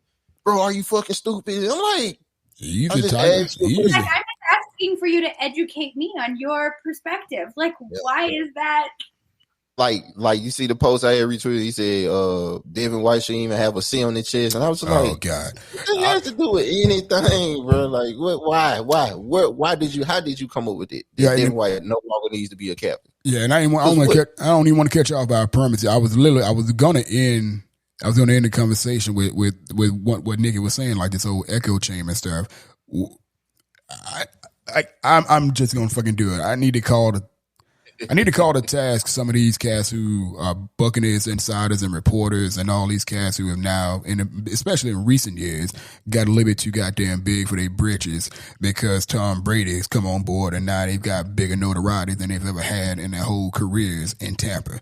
There's a whole lot of parroting and bullshit that's been going on in recent weeks. Slim, you've seen the one about Big Slim, but against Devin White and all these other cats. You got every other media member in Tampa pointing out or retweeting shit about Devin White that somebody else from a bigger media section has tweeted out, and they just putting it out there. You got cats who with podcasts, who just want to get attention, who just keep saying dumb shit to get notoriety based off someone else's tweet, looking for likes and all this other shit. Again, we are an hour and 17 minutes into this conversation with some passionate Bucs fans. If you're with me, great. But if you're one of these cats who want to be a part of the bullshit, who want to be a part of the inner circle, who want to be a part of a whole bunch of foolishness just to get seen or just to get heard, this won't ever be the podcast for you. You probably already tuned off and turned off and ain't coming back, which I'm good with. But that shit needs to fucking stop. Tampa Bay deserves a hell of a whole lot better coverage than what's been going on in recent years. Not even just recent years, but prior. There's a whole lot of bullshit credentialed reporters that are out there spreading a whole bunch of bullshit just to get their names out. Clickbait. Just get clickbait, a whole bunch of foolishness. And Tampa Bay Buccaneers fans deserve better. Because if they told you the truth fucking years ago, you wouldn't be surprised by some of the shit that you're seeing today. If they told you the truth about what was going on, you wouldn't be in shock. Not just this season, but in the previous season when the Bucs would lose games that they shouldn't have lost and when they would play on a terrible level. If you just had better information, if you were just more open-minded, if more Bucs fans and more fans in general, and I don't even know if it's just our fan base, because I don't pay attention to anyone else. I know a lot of people are passionate about their teams, but I don't pay attention to other people's fan bases like what we go through. I know Niners fans are hardcore, man. They are high and low like that. That is a bigger roller coaster than I think we're on. and they have a much more rich history than our team too. But they are like blow it all up to the Super Bowl, like everyone. Hey, I mean, you gotta love. I'm sorry, Nikki. I'm sorry, I cut you off. Go ahead. You're good. But you gotta love passion, man, and you gotta love like the sources that you can get, and you gotta love information. But there has to be some kind of regulation or better information for fellow Bucs fans, because these cats, man, there's so many people out there just spread a bunch of bullshit just for the hell of it, for content. This isn't just Bucs fans and sports. This is the world that we live in. This is the world that we live in. That's what I was going with. Megaphone, and the most outrageous ones are the loudest. So it's just the world we live in. Yeah, that's what I was going with it. I think, when you speak about like a lot of these, probably reporters or guys or media personnel that's actually credentialed, I think they are not remembering their responsibility to put out good content, unbiased content. A lot of it is just their personal opinion, their own personal rants, and they form it up into this content that is really not actually true, or is not actually unbiased. Like it's really more personal opinion outlets, and it's really a lack of responsibility, especially for people like me that's out of market fans. Because at one point, that's all I had to rely on, to get kind of the insider information, like get different type of perspectives on what is going on, and stuff like that. That's all I had to rely on. If it's not coming up on ESPN for a long time, we wasn't story worthy on ESPN or anything like that. So we had to listen to a lot of local stuff, going on. But now since Brady hit the town, you got Buccaneer podcasts and voices everywhere. Dude, I walked in the mall in Albuquerque.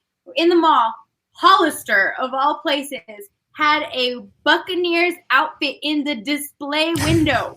Do you know, in my fucking brain, I was like, what the fuck? Am I living in the Twilight Zone? Like, never in my life. If they do have Bucs stuff, it's usually way the fuck in the back, and I can't find it.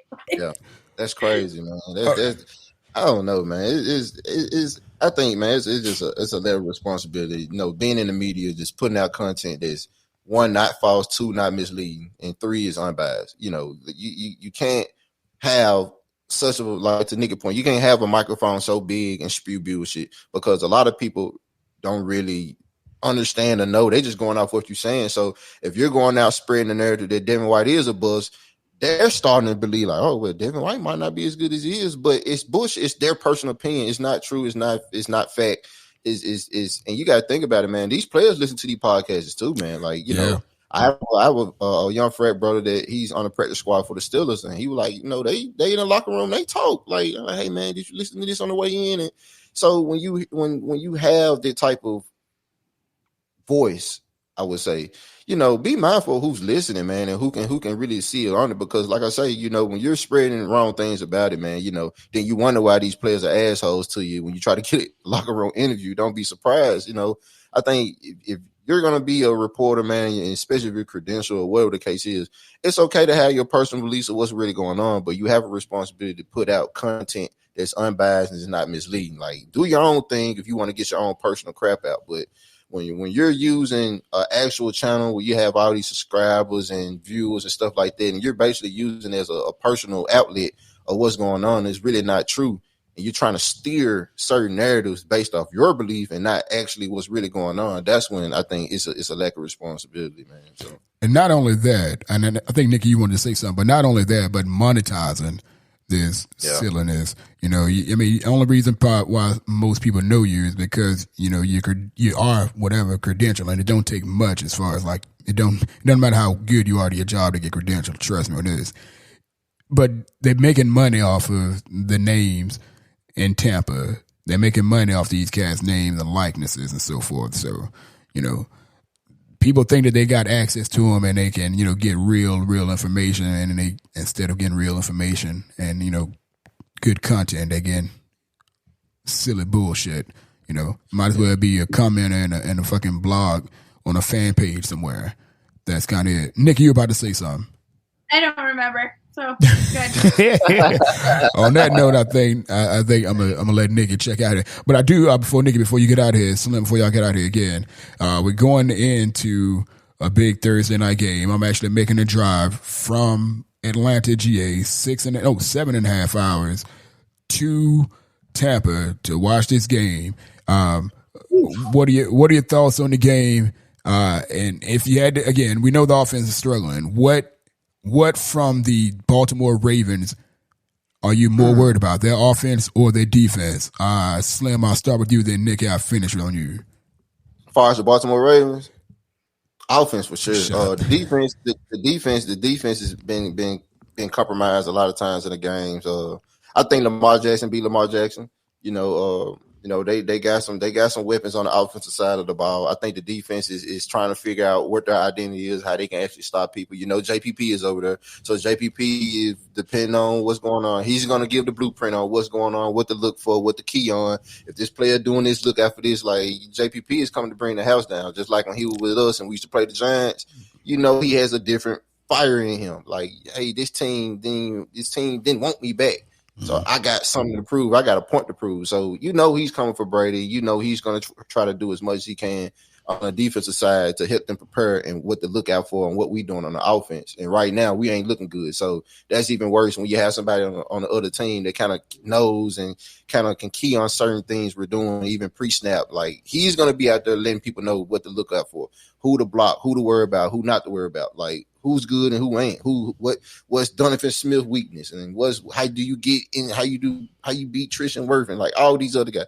He knows this team inside and out, especially from a defensive standpoint. He knows it.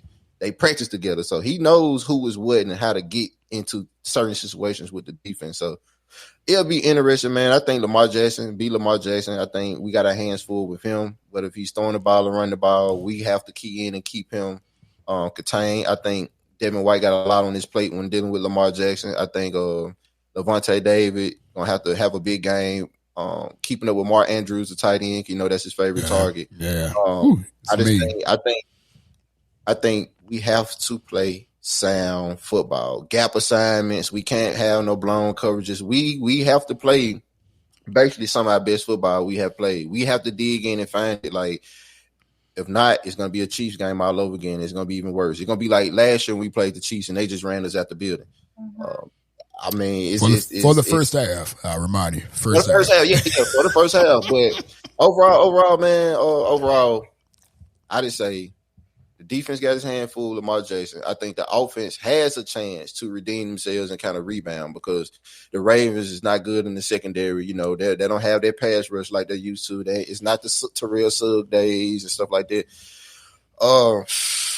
It's a weird one, man. I just think whatever the Bucs got in their back pocket to pull out, they got to do it, or else it's going to be a bad Thursday night football. And Thursday night football don't really works out for us. So. Yeah, man, it's home game, so let's hope the crowd. I know, man. It's a lot going against us, Nikki, man. But I just think overall, like I say, I think Lamar Jackson's going to be Lamar Jackson. I think defense has to play good football. They have to contain Lamar Jackson. Devin White gonna have to be a big piece and keeping an eye on Lamar Jackson spinal. I think Levante Davis gonna have to keep over Mark Andrews in the secondary, regardless of their hurt. Winfield's out the game, so right. And I don't know if Carlton Davis is gonna play. So they leave the rookie Zion McCullum out there again, and he didn't do well against the Bouncers. They picked on him all game. He didn't look good out there. So man, it's a lot on the plate. But I think again, if the offense can cash some of those drives in for touchdowns and not field goals and start moving the ball, that affects the flow of the game. That puts the Ravens offense in a situation where now they have to keep up with us. Every team this season didn't feel like they had to keep up with us, so they playing their offense different, and it makes the defense job even more harder. So I think if we playing complementary football, we have a shot. But damn, man, the offense, they got to show up. They got to show up. Indeed. I mean, defense is gonna do what they gonna do. Defense is gonna do what they got to do. I think the defense can do what they got to do for Lamar Jackson and just not letting him just bust the clock on us and run the scoreboard up. I think the defense do as much as they can do, but the offense got to help them. They got to show up, or else, man, it's gonna be an ugly game. You're gonna be mad as hell you made that drive, Robert. Hey, I've been mad as hell because I made a couple drives and fucking lost, man. I'm used to it. Yeah. I'm used to it. Nikki, what do you got? What are your thoughts on this one? I think at this point, I'm going back to the old days of where like I watch games with the hope of I hope it's fun to watch and compete. God damn. I keep the expectations low. That way, the fall down to the floor ain't so hard. But I'll never root against us, obviously. But you have such excellent points here, and if the Ravens, and I haven't watched a lot of the Ravens games, maybe just caught some here and there, but I haven't watched it enough to know like in depth what we've got, like what we're facing. However, if you're saying that their defense is not quite to the level that it could be, no, it's not. Then we have a chance, like you said, for our offense. That would be the best possible position for our offense to like start carving up another defense. But the way we've been seeing it, I just don't know if I have the confidence in that. Although, as I go back to my point, I don't think our season is over. I do think we can pull it together. And if they can come out and be competitive and come out on top of this game, then then this discussion is a whole other thing next week. Yeah. So I hope that it's at least fun to watch and we're competitive. Yeah, I mean, if we're competitive, that's a big step in the right direction. Like we haven't been competitive the last few games. Like we wasn't competitive at all. Like it was like we was looking like a charity case out there offensively. So really, have we wowed even in the games that we've won? Have we wowed anybody? I don't think so. I think the only game where we look like ourselves, in quotation, ourselves, week one was the Cowboys game. Week one. But that was it. And I was going back and forth with a guy on Twitter on what was that game and stuff like that. But that was the only game where we got something to work with. This thing's gonna snowball and keep rolling. It can't score more than 3 points in the whole first half. Again, I mean, we started. I'm sorry. Say it again. I said, like, offensively, I think we've hit rock bottom, man. Like, so anything competitive, if we come out and show like we got some life, playing in the home stadium, all these things Nikki could allude to, like Thursday night football, and that's not good for. If we can come out and show we still have life, I think that's a step in the right direction, man. We still have 9 more games left, but it got to start somewhere because I think against the Panthers, man, that was rock bottom. Like, that was sad. That was bad. That was frustrating. Like, games like that kill your rest of your day. Like, you be depressed. You don't even want to watch football no more. You just go drink. Like, fuck it. Yeah, I was 4 hours away from my place here in Atlanta. Yeah, I was in Mississippi. I watched the game. Took 45 minutes to look around and ask what the fuck happened, and then I got back on the road and drove my ass back to Atlanta. Just like, what the fuck? I really wish I was actually gonna make my way to the game. But yeah, going back to this, we'll close out here on the Ravens game here. It sucks, Nikki. One of the last times you and I talked prior to now, I think we had the conversation on the notion that we thought we were past the point where we hope a other team is bad to make us feel good and get a win. That's what we got right now, all predicated on where we are with the offense.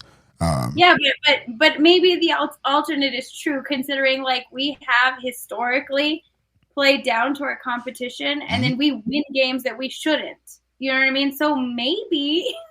I'm trying to think when the last time we won a game that we shouldn't have. Not this season. I mean, the Cowboys. That was a game like we should beat them. We should have won a game. That, we had the Cowboys numbers for the last 2 seasons. Cowboys, but all the rest of the games, I mean, even the games we won with Atlanta and who else would beat the Saints, those games, the Saints literally just came down to James just turning to James. He just gave us that game. But we couldn't do anything. And the Falcons, they, like I say, man, if it wasn't for that call, who knows what would have happened. So I think the Cowboy game is really the only game where we came out and won that game convincingly. Like, we didn't feel like we eked our way out of it. Like, oh, phew. Right. We dodged one on that one. Like, all the rest of the games has been like, just what the hell. So yeah, and by the way, even in that game, we did not score the league average of 21 points in that game. We won 19-3 on the strength again of the Todd Bowles led defense. Going back again to the Ravens, man, the Ravens have been losing games like last minute possessions, like last possession foolishness. Like they've been in games, and like they've had like their lulls and ups and downs and so forth. Like they would come out and be playing offensively, come out and have like really good starts to games, and then they have lulls. That kind of doesn't make me nervous because I believe, like Slim said, I believe our defense can hold up. I believe our defense can make things happen. I fully trust Ty Bowles and his ability to come up with a game plan to stop offenses. He's done it since he's been here for the vast majority, even if it's taken 2 quarters to make it happen. Right. So, but the Ravens, again, they come out, they start out hot, and then they cool off, and that's when other teams get back in the game, and it becomes a game in the fourth quarter. That's what's been happening with the Ravens all season long. They've lost 3 games, if I'm not mistaken, that they should not have. I can't say should not have lost, but they lost 3 games in which it would have been favored in the third quarter to pull it out and just kill. Yeah. So I watched 2 of them that I was like, damn, like 2 of them, they just fell apart. One of them was maybe a coaching decision, a kicking instead of go for it, and vice versa. But I think all the games that lost, they was right there. They were, yeah. I think we need to start off on the right foot. I'm sorry, go ahead, Nikki. I said I think we need to start off on the right foot. Like I think we need another explosive Mike Evans moment, just like we had, but we need to execute on it. And I think if it doesn't happen the first time, I think they need to try again for it. I think getting off on that right foot and starting the momentum will do so much for like the kind of the mentality and like we're here, like actually saying like, damn it, we're here with 7 on the board. Like we're not waiting. We can do this. We can do this.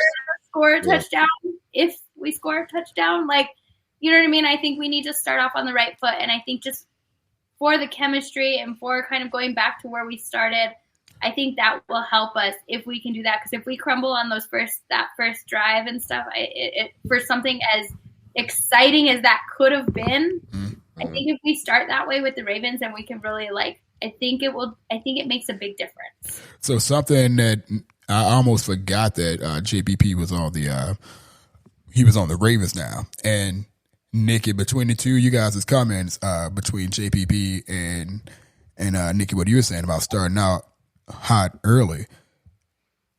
A lot of cats probably don't remember this, but if you go back in the in the 2020 season when we won the Super Bowl, the Bucs defense know exactly what the fuck's going on. They know that they were carrying the offense. Like a lot of people knew, like a lot of people on the defensive side knew that our former starting quarterback was an absolute liability, but they couldn't speak on it because it made them bad teammates. You guys know that we do like, well, not we, but the Bucs do like the little documentary or whatever. What is it? On YouTube they do like the documentary behind the scenes. Hard Knocks. Not the Hard Knocks deal, but the hell is wrong with me? I'm blanking out right now.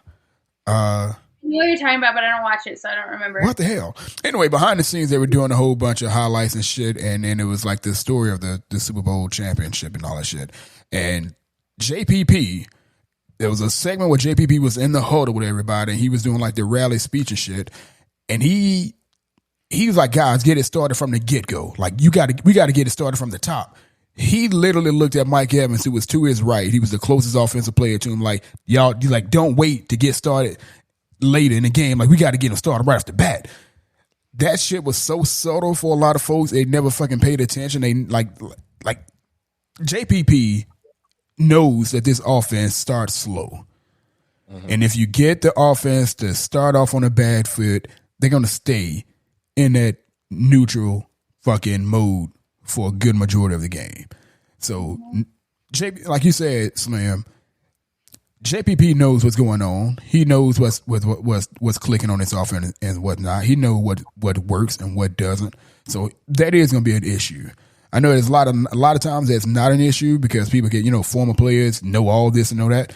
That was the strongest part of this team for the past 3 years, and he was one of the leaders of it. He knows what's going on. He knows it. He knows it. I say the same thing about Jameis. Like, for me, this is my personal opinion, because it seemed like ever since Jameis went to the Saints, they have been a pain in the ass. Like, if for some reason this team, we could not do anything with this team, and I just said that when I'm like, that's because Jameis went over there and told him everything. And I know it's true. I know former players, when they go to a different team and they end up playing the old team, they literally get on the soapbox and say, okay, this is what this means. This is what this formation do. This is how good this player is. This is this player weakness. And if you see this formation, do this. And, I think JPP has a chip on his shoulder, because you got to think about it. This guy played hurt all last year. Mm-hmm. Even with him breaking his neck the year before and all this, he really was a warrior for this team. And, you can't tell me this guy is not licking his chops to play us Thursday. You can't tell me he isn't giving up all the secrets and goods and all the weaknesses and weak spots on this team. And it's really not that much different from when he was here last year. So, yeah, man, like. It's cause for concern for sure, especially considering that we're not clicking. You know what I mean? It would be one thing if we were like firing on all cylinders and he was still giving it away. If we were executing, it wouldn't matter. It wouldn't matter anymore. But yeah, like you say, licking your chops, because you know what's going to happen and you can see what we've been doing, and it ain't shit. Yeah. Again, on the Ravens, like they don't have a really strong defense right now. Obviously, a lot of it is injuries. A lot of it is some other stuff. They're ranked 21st when it comes to points allowed. They're ranked 23rd when it comes to yards allowed. Now, here's where Bucs fans, we should get excited. This would be like the third time that we play like a bottom third, not even bottom third, like literally bottom 5 pass defense. These cats are giving up the 26th most yards in the pass and giving up the 21st in touchdowns. So cats are going after them. Like they are facing a whole lot of passes because of what's going on in their defense. I think the 28th ranked when it comes to like passes defended or pass attempts. So they are killing. So they're going to be getting. They're in a spot where they should get hurt. The Bucs should be able to hurt them in the pass game. Rushing, not so much. Rushing, their top 10 defense when it comes to like yards given up, and we've been struggling with the run for various reasons. A lot of it, partially play call and a lot of it execution, and a lot of it just terrible vision from our running back. It almost feels like our biggest advantage is going to be in the pass game, which is also the biggest weakness of our team when it comes to offense, because we can't figure out how to game plan and scheme against the defense when they have a bad secondary, because we faced terrible secondaries for the past few weeks and basically refused to fucking punish them for being a bad secondary or being a bad pass defense. So in that world, we do have like what should be on paper again an advantage, but we've squandered advantages on paper all fucking season long. So am I concerned about the Bucs losing this game? Nah, not really. I feel like like Slam, I feel like the defense can pull it off. However, there's still the lingering concern that our offense may give it away again. And just oppose you just a little bit, Slam. I don't think showing a little bit of fire is going to be a step. And this is a must win. This is a must win when it comes to getting back on track. There won't be a loss, even a close loss. There's not going to be a close loss. There are no moral victories at the end of the season. No, it won't be, especially because this Ravens defense is weak. If we can't take advantage of another weak team on our offensive side of the ball, ain't no more victory. It's literally just going to be another fucking few weeks, because we'll be 2 games on the fucking 500. It's going to be a few weeks before we get the taste out of our mouth, and we won't see that until fucking Germany and the fucking bye week after that. Said this is a pride game. He's like, this is a pride game. Like, it's down there a must win for a lot of reasons other than the record. Like, this is a pride game. It don't get even worse because we got the Rams after that. Then who we got? We got the Rams after the Ravens. Then the Seahawks in Germany. Then after the bye week. So these next 3 games, you got to get to the bye week, above water, or heads may be rolling. So I don't know, man. Like I just think at the end of the day, bro, the offense has to show up. They have to. Like, the defense can hold the fort as long as they can, but the offense gotta help them, man. They gotta score. They gotta execute. They gotta get in the red zone and turn those 3s into 7s. Like, they have to show up. Other than that, the defense won't be able to catch the balls that are in our hands. Yes, yeah, yeah. And Nikki, I mean, that's something too. Again, I do want to close this out a little bit, but and I just fucking love talking to y'all. But how many other shots did we take down the field after Mike Evans dropped that initial one? I know I know it was issues with enough time to throw on several of those, but how many times we actually take another shot down the field? And another thing, I know I'm going back to back here on questions, but Brady felt like he was feeling fucking ghosts. It looked like he was bailing. I was like, where are you throwing? He was right, and he was like just throwing the ball into the dirt really early. It wasn't just last week, but it's been the past couple weeks that he's done it. And I understand that you got a left guard who's a turnstile right now. That's the life of a rookie left guard. That's an understatement. He's bad, boy. It is that's rough. I mean, that's his blind side. So if he's seeing ghosts, it's because of that. Then you got to think about it. Donovan Smith isn't 100% with the bad elbow, and he loses his share of battles each game. So. And you got the rookie center not the rookie center, but one of your center, Hainsey, that is doing decent, but he's no Ryan Jensen.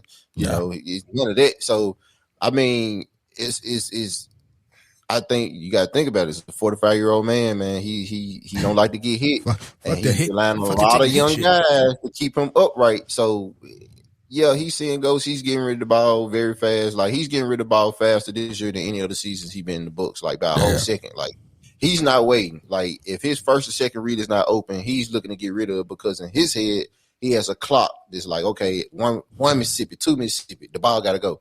Sometimes he'll just down there give up on the play before it's even anybody around him, because he's thinking, if I don't get rid of the ball, I don't have nowhere to run. I'm going to throw it in the dirt to move on, because the play just didn't work. Nobody didn't get open. So I've saw those plays, and I'm like, what the hell he was throwing? But to me, what I think of it is like, he just know he has a certain clock in his head and he has to get rid of the ball. So, yeah, man, it's like, yeah, he's seeing ghosts, but I can get it, because that left guard, Luke Gedeke, he hasn't been good all year. He's been bad. And like those teams, like the Steelers we're losing to, Cam Hayward literally took that game over by himself, eating Luke Gedeke's breakfast, lunch, and dinner. Like, he couldn't do anything. We couldn't run the ball, because every time we ran the ball, Cam Hayward was beating him in the inside. Like, even with the Panthers and Derrick Brown, like, and I mean, Tybo said it. He was like, hey, we're going to play a defensive line, a good interior defensive line down there every week. So it's not going to get any easier for Luke Gedeke. And I think that's one of the main catalysts to some of the offensive struggles, along with the play calling and other things, that we This ain't good. We don't have a good interior blocking. We don't have a good interior offensive line. And for a guy like Brady, that's paramount. We go from Jensen Marpet to Hainsey and Luke Gedeke. Like, that's not ideal. Like, you're right. So it's not ideal, man. So man, like shit. Like, I just think it starts with the offensive line. We're losing the battle in the trenches on the offensive side. So when you going against guys like Cam Hayward, Derrick Brown, Grady Jarrett, these guys, that's shooting fish in a barrel. Like, and for Brady, you would like for him to take more shots down the field like he had with Mike Evans. I don't even think we ran that play again. Like, I would like for us to run that play again. Like, he burned the shit out that boy. Yeah, Mike Evans can win that 1-on-1. And the fun fact was, that's why I was so surprised. I was so surprised they didn't try it again. Yeah, and the Panthers weren't playing a lot of too high safety, man. They were playing a lot of single high. But they was doing it because they felt like their defensive line was able to get home without blitzing. So they can just drop guys back and have Brian Burns and Derrick Brown tee off on Tom Brady. If they know they can stop the run, what else we're going to do? We're going to pass. So I wish we would have went back to that, got more down the field shots with Mike Evans. I think he tried again with Mike Evans, but I think Mike Evans stopped running on the route. He didn't know the ball was going that deep. He tried to basically throw a little jump ball to Mike Evans, but Mike Evans, the communication wasn't there. The chemistry, to Nikki point, wasn't there. Mike Evans kind of slowed down, cut back on the route, and Brady kind of threw it far out to kind of give him a 50-50 shot in the end zone. But that's because they were playing single high. They weren't playing a lot of two-man zone. So, man, like, I don't know, man. Like, it's a lot of things, dog. It's a lot of things. You know, man, you and I spoke about this, and Nick, I want to get your opinion on this. And let me know if you got to tap out here. I'm good. I don't want to keep y'all longer than I need to. I'm good. I'm on Central Time, man. I assume both my kids are already in bed. Oh, yeah. So let me go and ask you this. And Slim, you and I talked about this, but Nick, I want to get your opinion because we know what the hell. This ain't nothing new. Like, nobody's getting hurt in game, and then all of a sudden here comes an unknown offensive lineman at a position and blah blah blah. Right. It's on tape. Gedeke is weak and he's a rookie. And Byron Leftwich hadn't done a goddamn thing to help scheme this man or help somebody do something to get some pressure off this boy. So I don't blame Gedeke. I know he's working hard. I know he's trying, but he's going up against some top-notch defensive linemen. The scheming has to be there. There has to be some kind of workaround to kind of get this man some help. I mean, I know we only have, 3 tight ends on. Where's the additional tight end? I mean, I know we got Cole Keith who's down playing the fullback role, and he ain't really doing that great a lot of times. And Cade Otton is more of a receiving type tight end. I was going to say he's so good, but I wish he could block a little bit better. Right. Cade's all right. Cade is going to work out. Cade's going to be good. Yeah, I mean, again, I think he's solid on the blocking side. Not the blocking side. He's good on the receiving side, but the blocking is an issue right now. Cole Keith is the guy who can, he's just a hard-nosed tight end / fullback, and he's doing the blocking, but it's not working. It's not working as far as like getting help for Gedeke because he, like you said, Slim, he is getting whooped. And again, I don't blame this dude. This dude he's doing what he's doing what he can. I don't think he's slacking. Yeah. But he is facing. Yeah, he's doing the best he can, but he's getting singled out. He's not getting the help. He's going 1-on-1 with Pro Bowl, Pro D tackles every week. Exactly. And I think I know you're going with this. Is like, why is Byron Leftwich not scheming up any help to kind of just really relieve some of that pressure off him, get him out of 1-on-1 situations with the Grady Jarretts and Derrick Browns and Casey Haywards of the world. And it's a very good point, man. It's just like, why? Like, that's the baffling thing. Like, I think as an offense coordinator, you will know what your weak links are, what your weak spots are. And I know Brady is telling them, and it's very evident that when you watch the film that when this guy's 1-on-1 with some of these notable defensive tackles that he simply can't hold up. Like, is like, where's the chip block at? Do we leave a Cole Keith in the backfield just to just catch him if he's busting through Gedeke? Do we have Cole Keith come help him block, or do we leave a spy on Lamar? Can we put a spy behind our O-line? Right. But the thing is, trust me, It's 31 other teams in the league. Not everybody has 5 Pro Bowl offensive linemen. There's teams out there with bad offensive linemen, but you don't hear, that their offense basically can't get off the ground because, that offensive line, or particular offensive lineman is not holding up his weight. Like it's weird. Like, but once again, they come down to scheming. They come down to just the system. The system is predicated on talent, not ingenuity. Once again, this Bruce Arians left with his offensive system. It's an old school system where my guy's better than yours, and it's talent based. It's not ingenuity. It's not one of those systems where you see out in 49 with Kyle Shanahan, where he's moving guys around, and he has Trent Williams coming out from the left side, being a lead blocker on the toss to the right. Like, it's none of that going on. So it's basically, hey, either you're good or you're not. And if you're not good, it's going to be shown. Like, not saying, okay, where you're not good at this, let me scheme something up so you don't get exposed so we can still operate the ball. And I think that's what a lot of people's problem is coming in as far as the play calling and scheme, because it's evident, like, goddamn, can you help this side of the line? Like, what are we, or just, is it, that's how the system works? Hey, every man for themselves, man, it's mono and mono. Like, and that's some scary shit. They don't believe, but I remember Bruce Arians said this, and he said that he don't believe in leaving the running back in the backfield, because then that's one less person the quarterback got to throw to. He don't really like saying, okay, stay back here and block or kind of help. He's like, well, we need him to release so he can. I mean, but once again, this is the system. So I think Brady made his tweaks and everything. I think Brady can always make adjustments at the line of scrimmage and kind of tell, hey, Lenny, stay back. Watch the left side, watch the right side. But man, I would. It doesn't take 7 weeks to know that Luke Gettigan needs help. Right. And they've already said in the press conference, we got to give him some help. You didn't do that against the Panthers. Like, he still was getting his lunch ate by Derrick Brown. Like, right. and I, like I say, it's awesome. The thing is like, I was having a conversation with this guy on Twitter. I said, well, yeah, the play calling and scheming could be better, but sometimes it's really hard to say if the play call was right, because sometimes Luke Getty can get blowed up so bad at the beginning of the play. If the play was right, it wouldn't matter because he gets blowed up and the defenders are in the backfield. I think a lot of those 1 yard run, 2 yard runs where it may be the right call, you would think that Lenny can push and bulldoze his way for 1 yard, but a lot of times he simply just don't have nowhere to go. Like, the defenders are already there. So working. It hadn't been working. So what's telling you that it's going to? I don't know, Nikki. Like, I don't know. It's weird. He's like, screw you guys.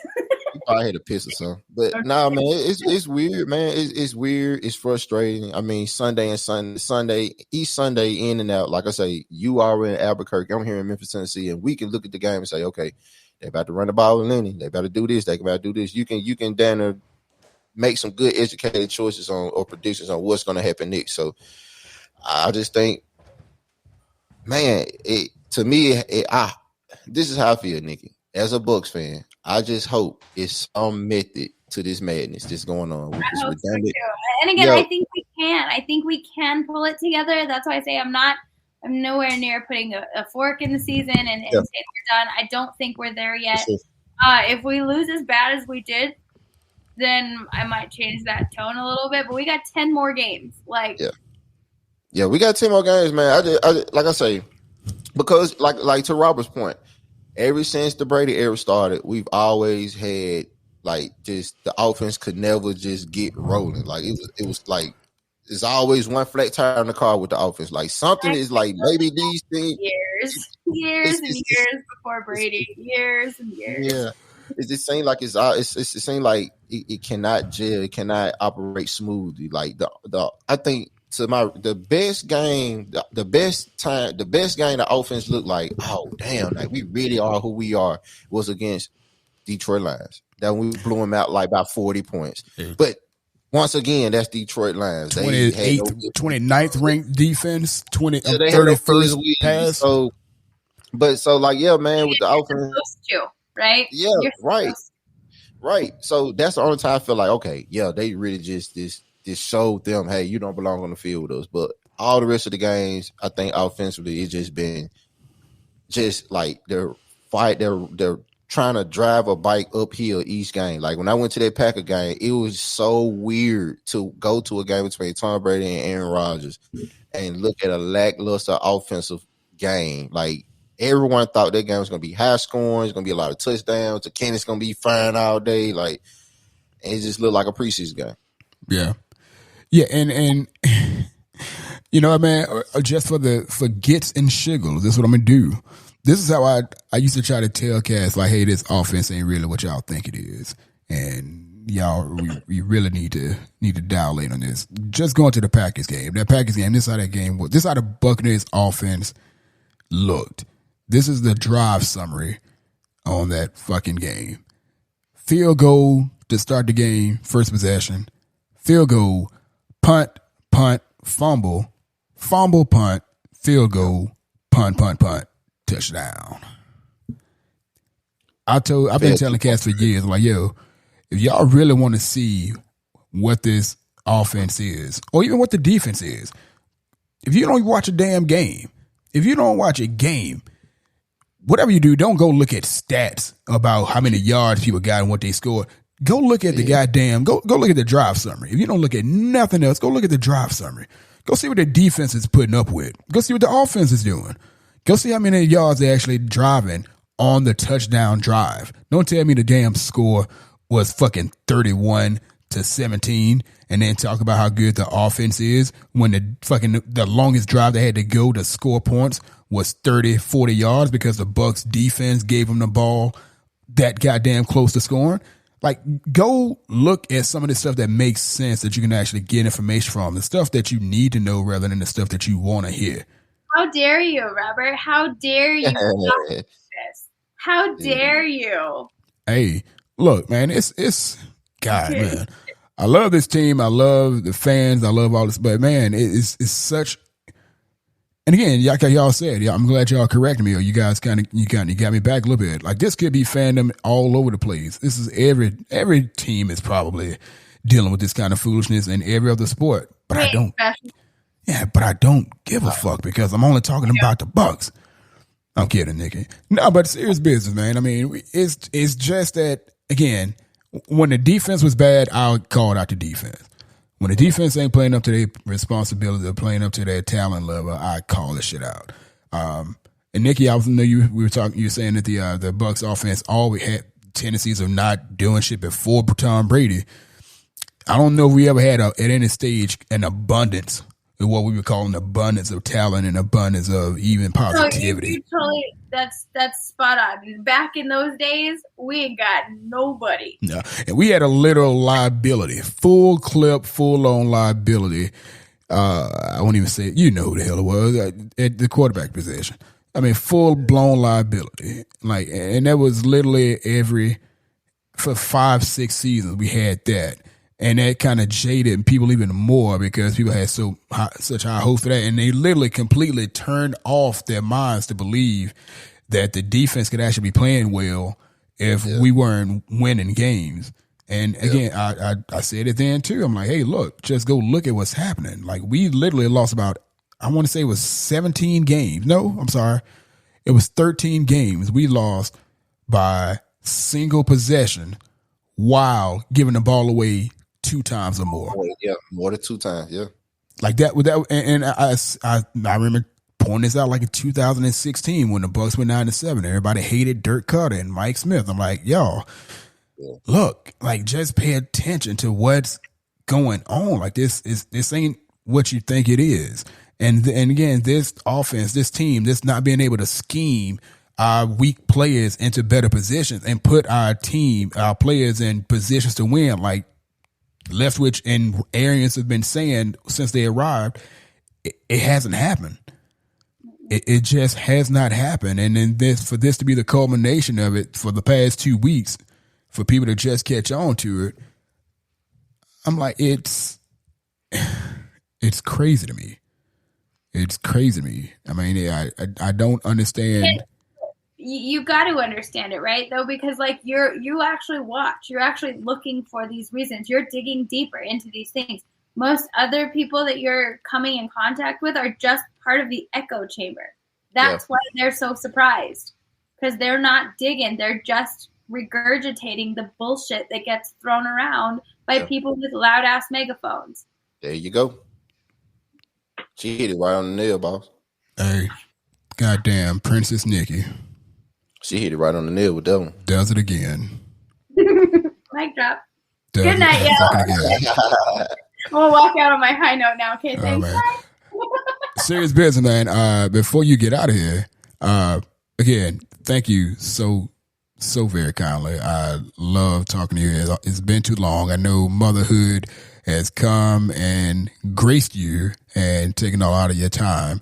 But it's so fucking good to talk to a true Bucs fan. I don't give a damn where you're from, what your gender is. You're one of the dopest fucking Bucs fans I have ever come in contact with. Love you. Fucking love you. You're gonna make me cry. Don't, because I'll be calling you again next week to talk about this Ravens game. But again, that is Princess Nikki. Again, she makes the smart move and stay away from a whole lot of foolishness on social media. But Nikki, do you want to give your Twitter handle?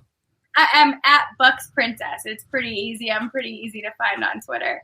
So I enjoy the banter. I just don't I get pulled away from my phone constantly. So it's really not that I don't want to engage. It's just sometimes it may take me 3 days to respond. I don't mean to. Holy shit. Or I usually respond a lot. Yeah. Again, one of the knowledgeable Bucs fans, and again, a favorite, and not a whole lot of bullshit either. I mean, basically none. Like straight talk, serious business. Good to talk to you. I didn't know this. I learned this later, and I don't know how it happened. But one of the best compliments I think I've always gotten, and I think, Robert, you can attest to this, you knew me on Twitter for years before we met in person, right? Mm-hmm.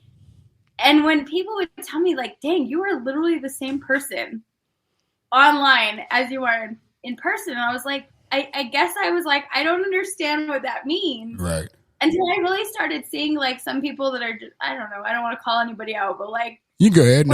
They ain't listening to this one no way, but I'll put it out to you. No, I know, but people are a little bit socially awkward that can engage online, but then when you meet them in person, they're just super Yeah, I had that experience when I came to for 5 years. I don't know, it's just weird, but with me, what you see is what you get. I mean, whether it's on Twitter, on a podcast, or if we hang out, this is just me. I don't know how to be anything but me. That's hard. That's hard. I love you. I had that experience when I came down to that was my first time going to a Bucs game when I went to Tampa for the Packer game. I kind of know people from Facebook and social media and stuff, and then I went to the What the Buck tailgate, and I kind of started running across these people, and then I get talking. I'm like, I don't know, you just didn't get the same feeling you get from them on social media. In person, they kind of awkward, but on social media, they kind of this enormous personality. Yeah, it's now my favorite compliment that I get. Oh yeah, you seem like a real one. Before I didn't understand it, and it took me a while to kind of come to that. But I'm like, I guess because I don't know how to be anything but what I am. Yeah. So when you're you present this way and then you're not, it's I just don't comprehend. I don't work that way. I don't know. Well, you wanted the good ones.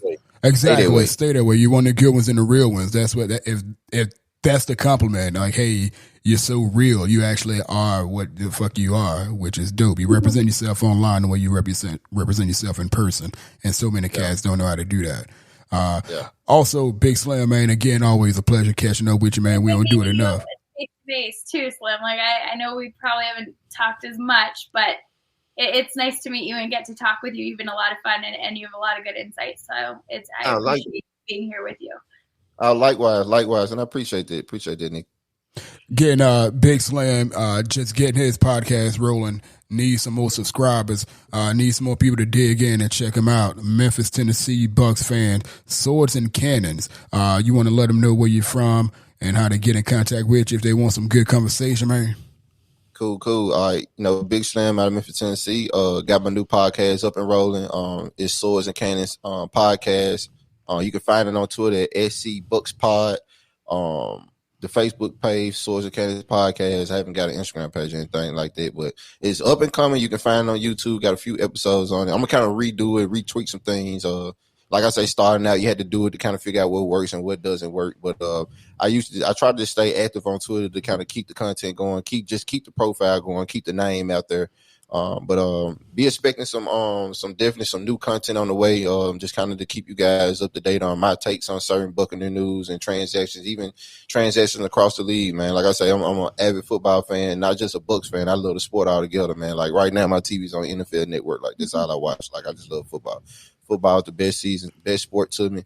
It's near and dear to me, man. It's something that, you know, it's a good outlet for me. It keeps me kind of grounded. I just love the sport. I love the players. So, yeah, I definitely need to get those subscribers up, man. If people listen to this and they like where I come from, for my perspective, or they just want a different kind of voice of what's going on Buccaneer wise, you know, yeah, definitely check me out at Swords and Cannons Podcast, SC Bucs Pod at Twitter. Kind of active on there. I kind of like going back and forth with the world about Bucs news and stuff like that. But man, yeah, man, you can find me there. Or if you can't find me, find Robin. He'll tell you where to find me. Well, the truth is, that's where you can find him. Yeah, man. Again, I appreciate y'all both, man. Like serious business. I can't thank you enough. Again, I like hearing. Like I said, I like talking to cats who got a different perspective other than what I have. I can't learn a damn thing if I'm only talking to people who are like me. There you go. And that ain't worth a damn. It never has been.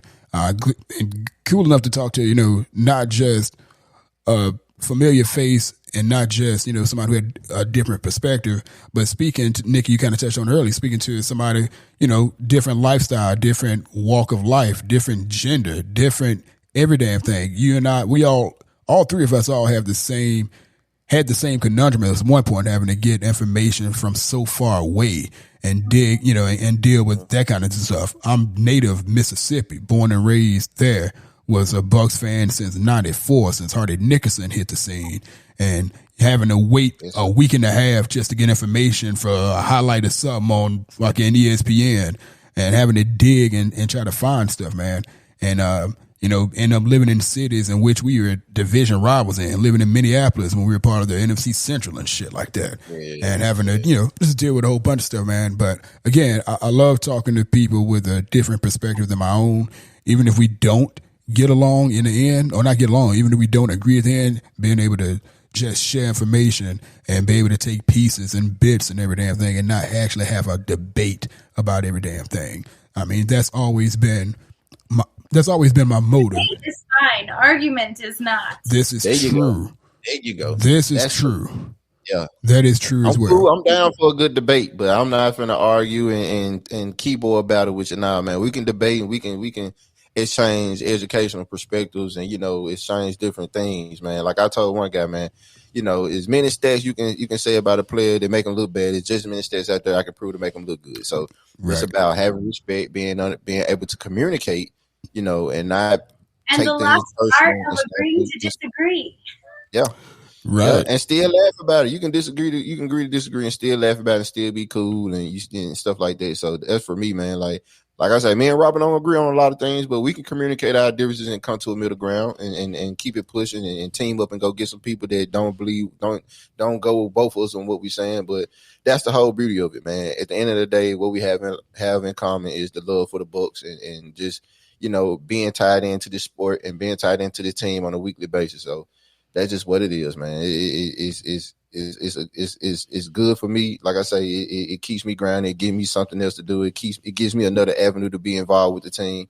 You know, like I say, just traveling to Tampa for the first time, going to the home game and stuff like that. That checks off my bucket list and stuff like that. Amazing thing. Your first game at home is so amazing. Yeah, I had a ball, man. I had a ball, man. I remember when I went, it was so long ago, but it was like, look at all these people. Like, they understand me. Like, they get me. I had a ball, man. I had a ball. And Tampa, a pretty cool community. They have really good fans. Everybody kind of, you know, when I got down there and kind of let everybody know I was there, people kind of showed me plenty of love. I went to a meet and greet.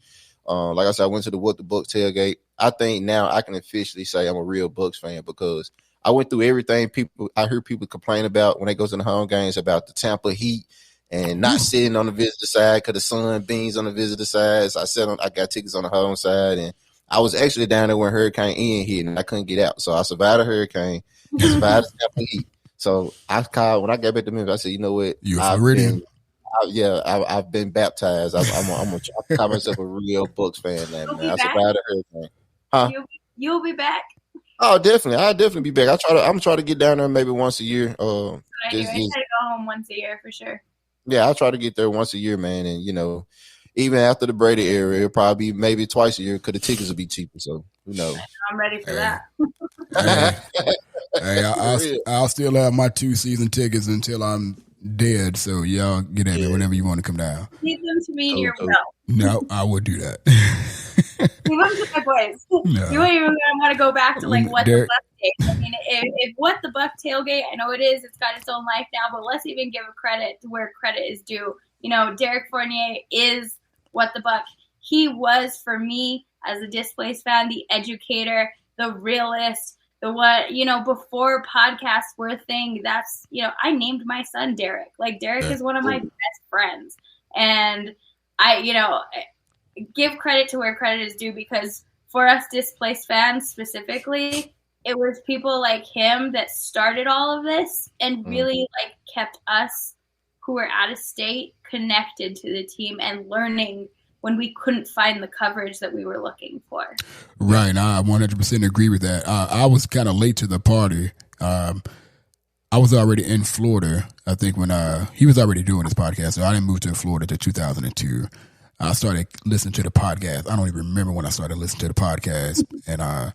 But yeah, he was one of the cats who just didn't give a damn. He told it like he called it. He called it like he saw it, and that was kind of what it was. He has a different background than myself. He actually he coached a younger football team and so forth. So it's not NFL knowledge, it's not college knowledge, but it is a different level of understanding. He gets off on those X's and O's in the chess match of it, and I learned so much from Derek. I still learn so much from Derek. We've been in bars diagramming plays on napkins. We've done it. It was some of my best times with my boy.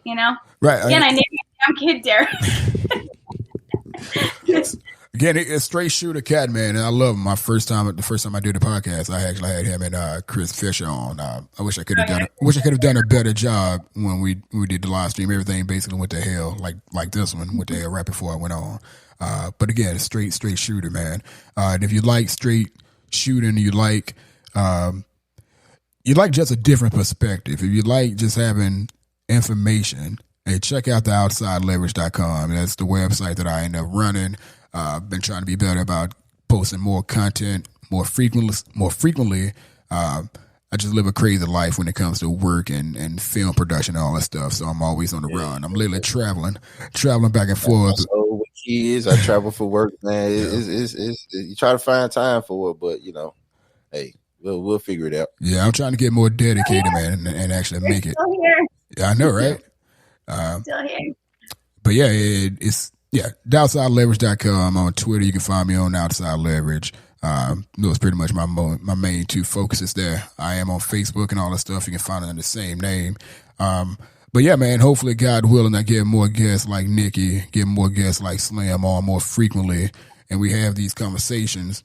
We actually bouncing stuff off each other, and it's not have to be these two, just any Bucs fan that got a good head on their shoulders, who's willing to listen, who's willing to actually have a conversation, who's willing to talk, actually willing to put in a little bit of work and actually get your opinions and put it in form where it's understandable and it's not just a spewing out a bunch of foolishness or going along with whatever narrative is being parroted that week or whatever. If you were one of those people, I would love to chat with you. I would love to talk to you. I would love to get where you're coming from. I would love to get a better understanding of what other fans are feeling and what they're saying and what they're thinking. If it's not the same bullshit that's being pushed out. And if it is the same bullshit that's pushed out, please bring that perspective here and actually give me some references to where you're getting your information and how you start digesting that information. I would love to have the conversation. That is something I'm so open to. And I know a lot of fans who are really open to listening to these types of conversations rather than have 2 or 3 people all agreeing about the same bullshit for 2 hours. Because I see it and I hear it, I peep it, and I'm like, yeah, all right. This is why I miss What the Buck podcast. That's why I miss Chris Fisher's Bucs Brief podcast. And I got friends who got podcasts as well. But like I said, it's got to be a change of guard. It's got to be a change from the top to the bottom. There's got to be something else other than the same bullshit. And I'm trying to do my part, even though I've not done a great job at it. Trying to do a little bit better. But God willing, if you're a Bucs fan and you're still stuck around and listen to this, man, I appreciate you. God willing, you get home safely. Either on your drive or you're at the house, whatever you're doing, you're listening. I hope you all having a hell of a day. I hope by the end of the day tomorrow, we can start looking forward to a victory on Thursday, and we'll all be able to talk about it on Friday morning. Go Bucs. Go Bucs. Oh, man. Go Bucs. Jeez. I got the handful, but go Bucs. I'm going to be there watching. I'm going to be there in person. 7-hour drive. Going straight to whatever fucking tailgate I can get to. Drag my black ass off. Yeah. Again, y'all, go Bucs. I'll let y'all on Friday morning. And I'm about this bitch. Y'all, I can't thank y'all enough, man. I appreciate y'all.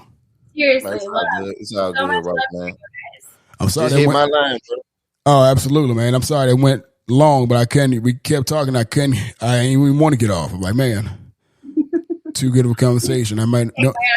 Now. What's that? No, you good. I know, right? I'm gonna go hit the weed and I'm gonna go to bed. Yeah, likewise. Yeah, I got to be up in 6 hours. So yeah. Good night, y'all. All right. Good night, Nick. All right, Nikki. Good to see ya. Slim, thank you. I appreciate you. Bye. Bye.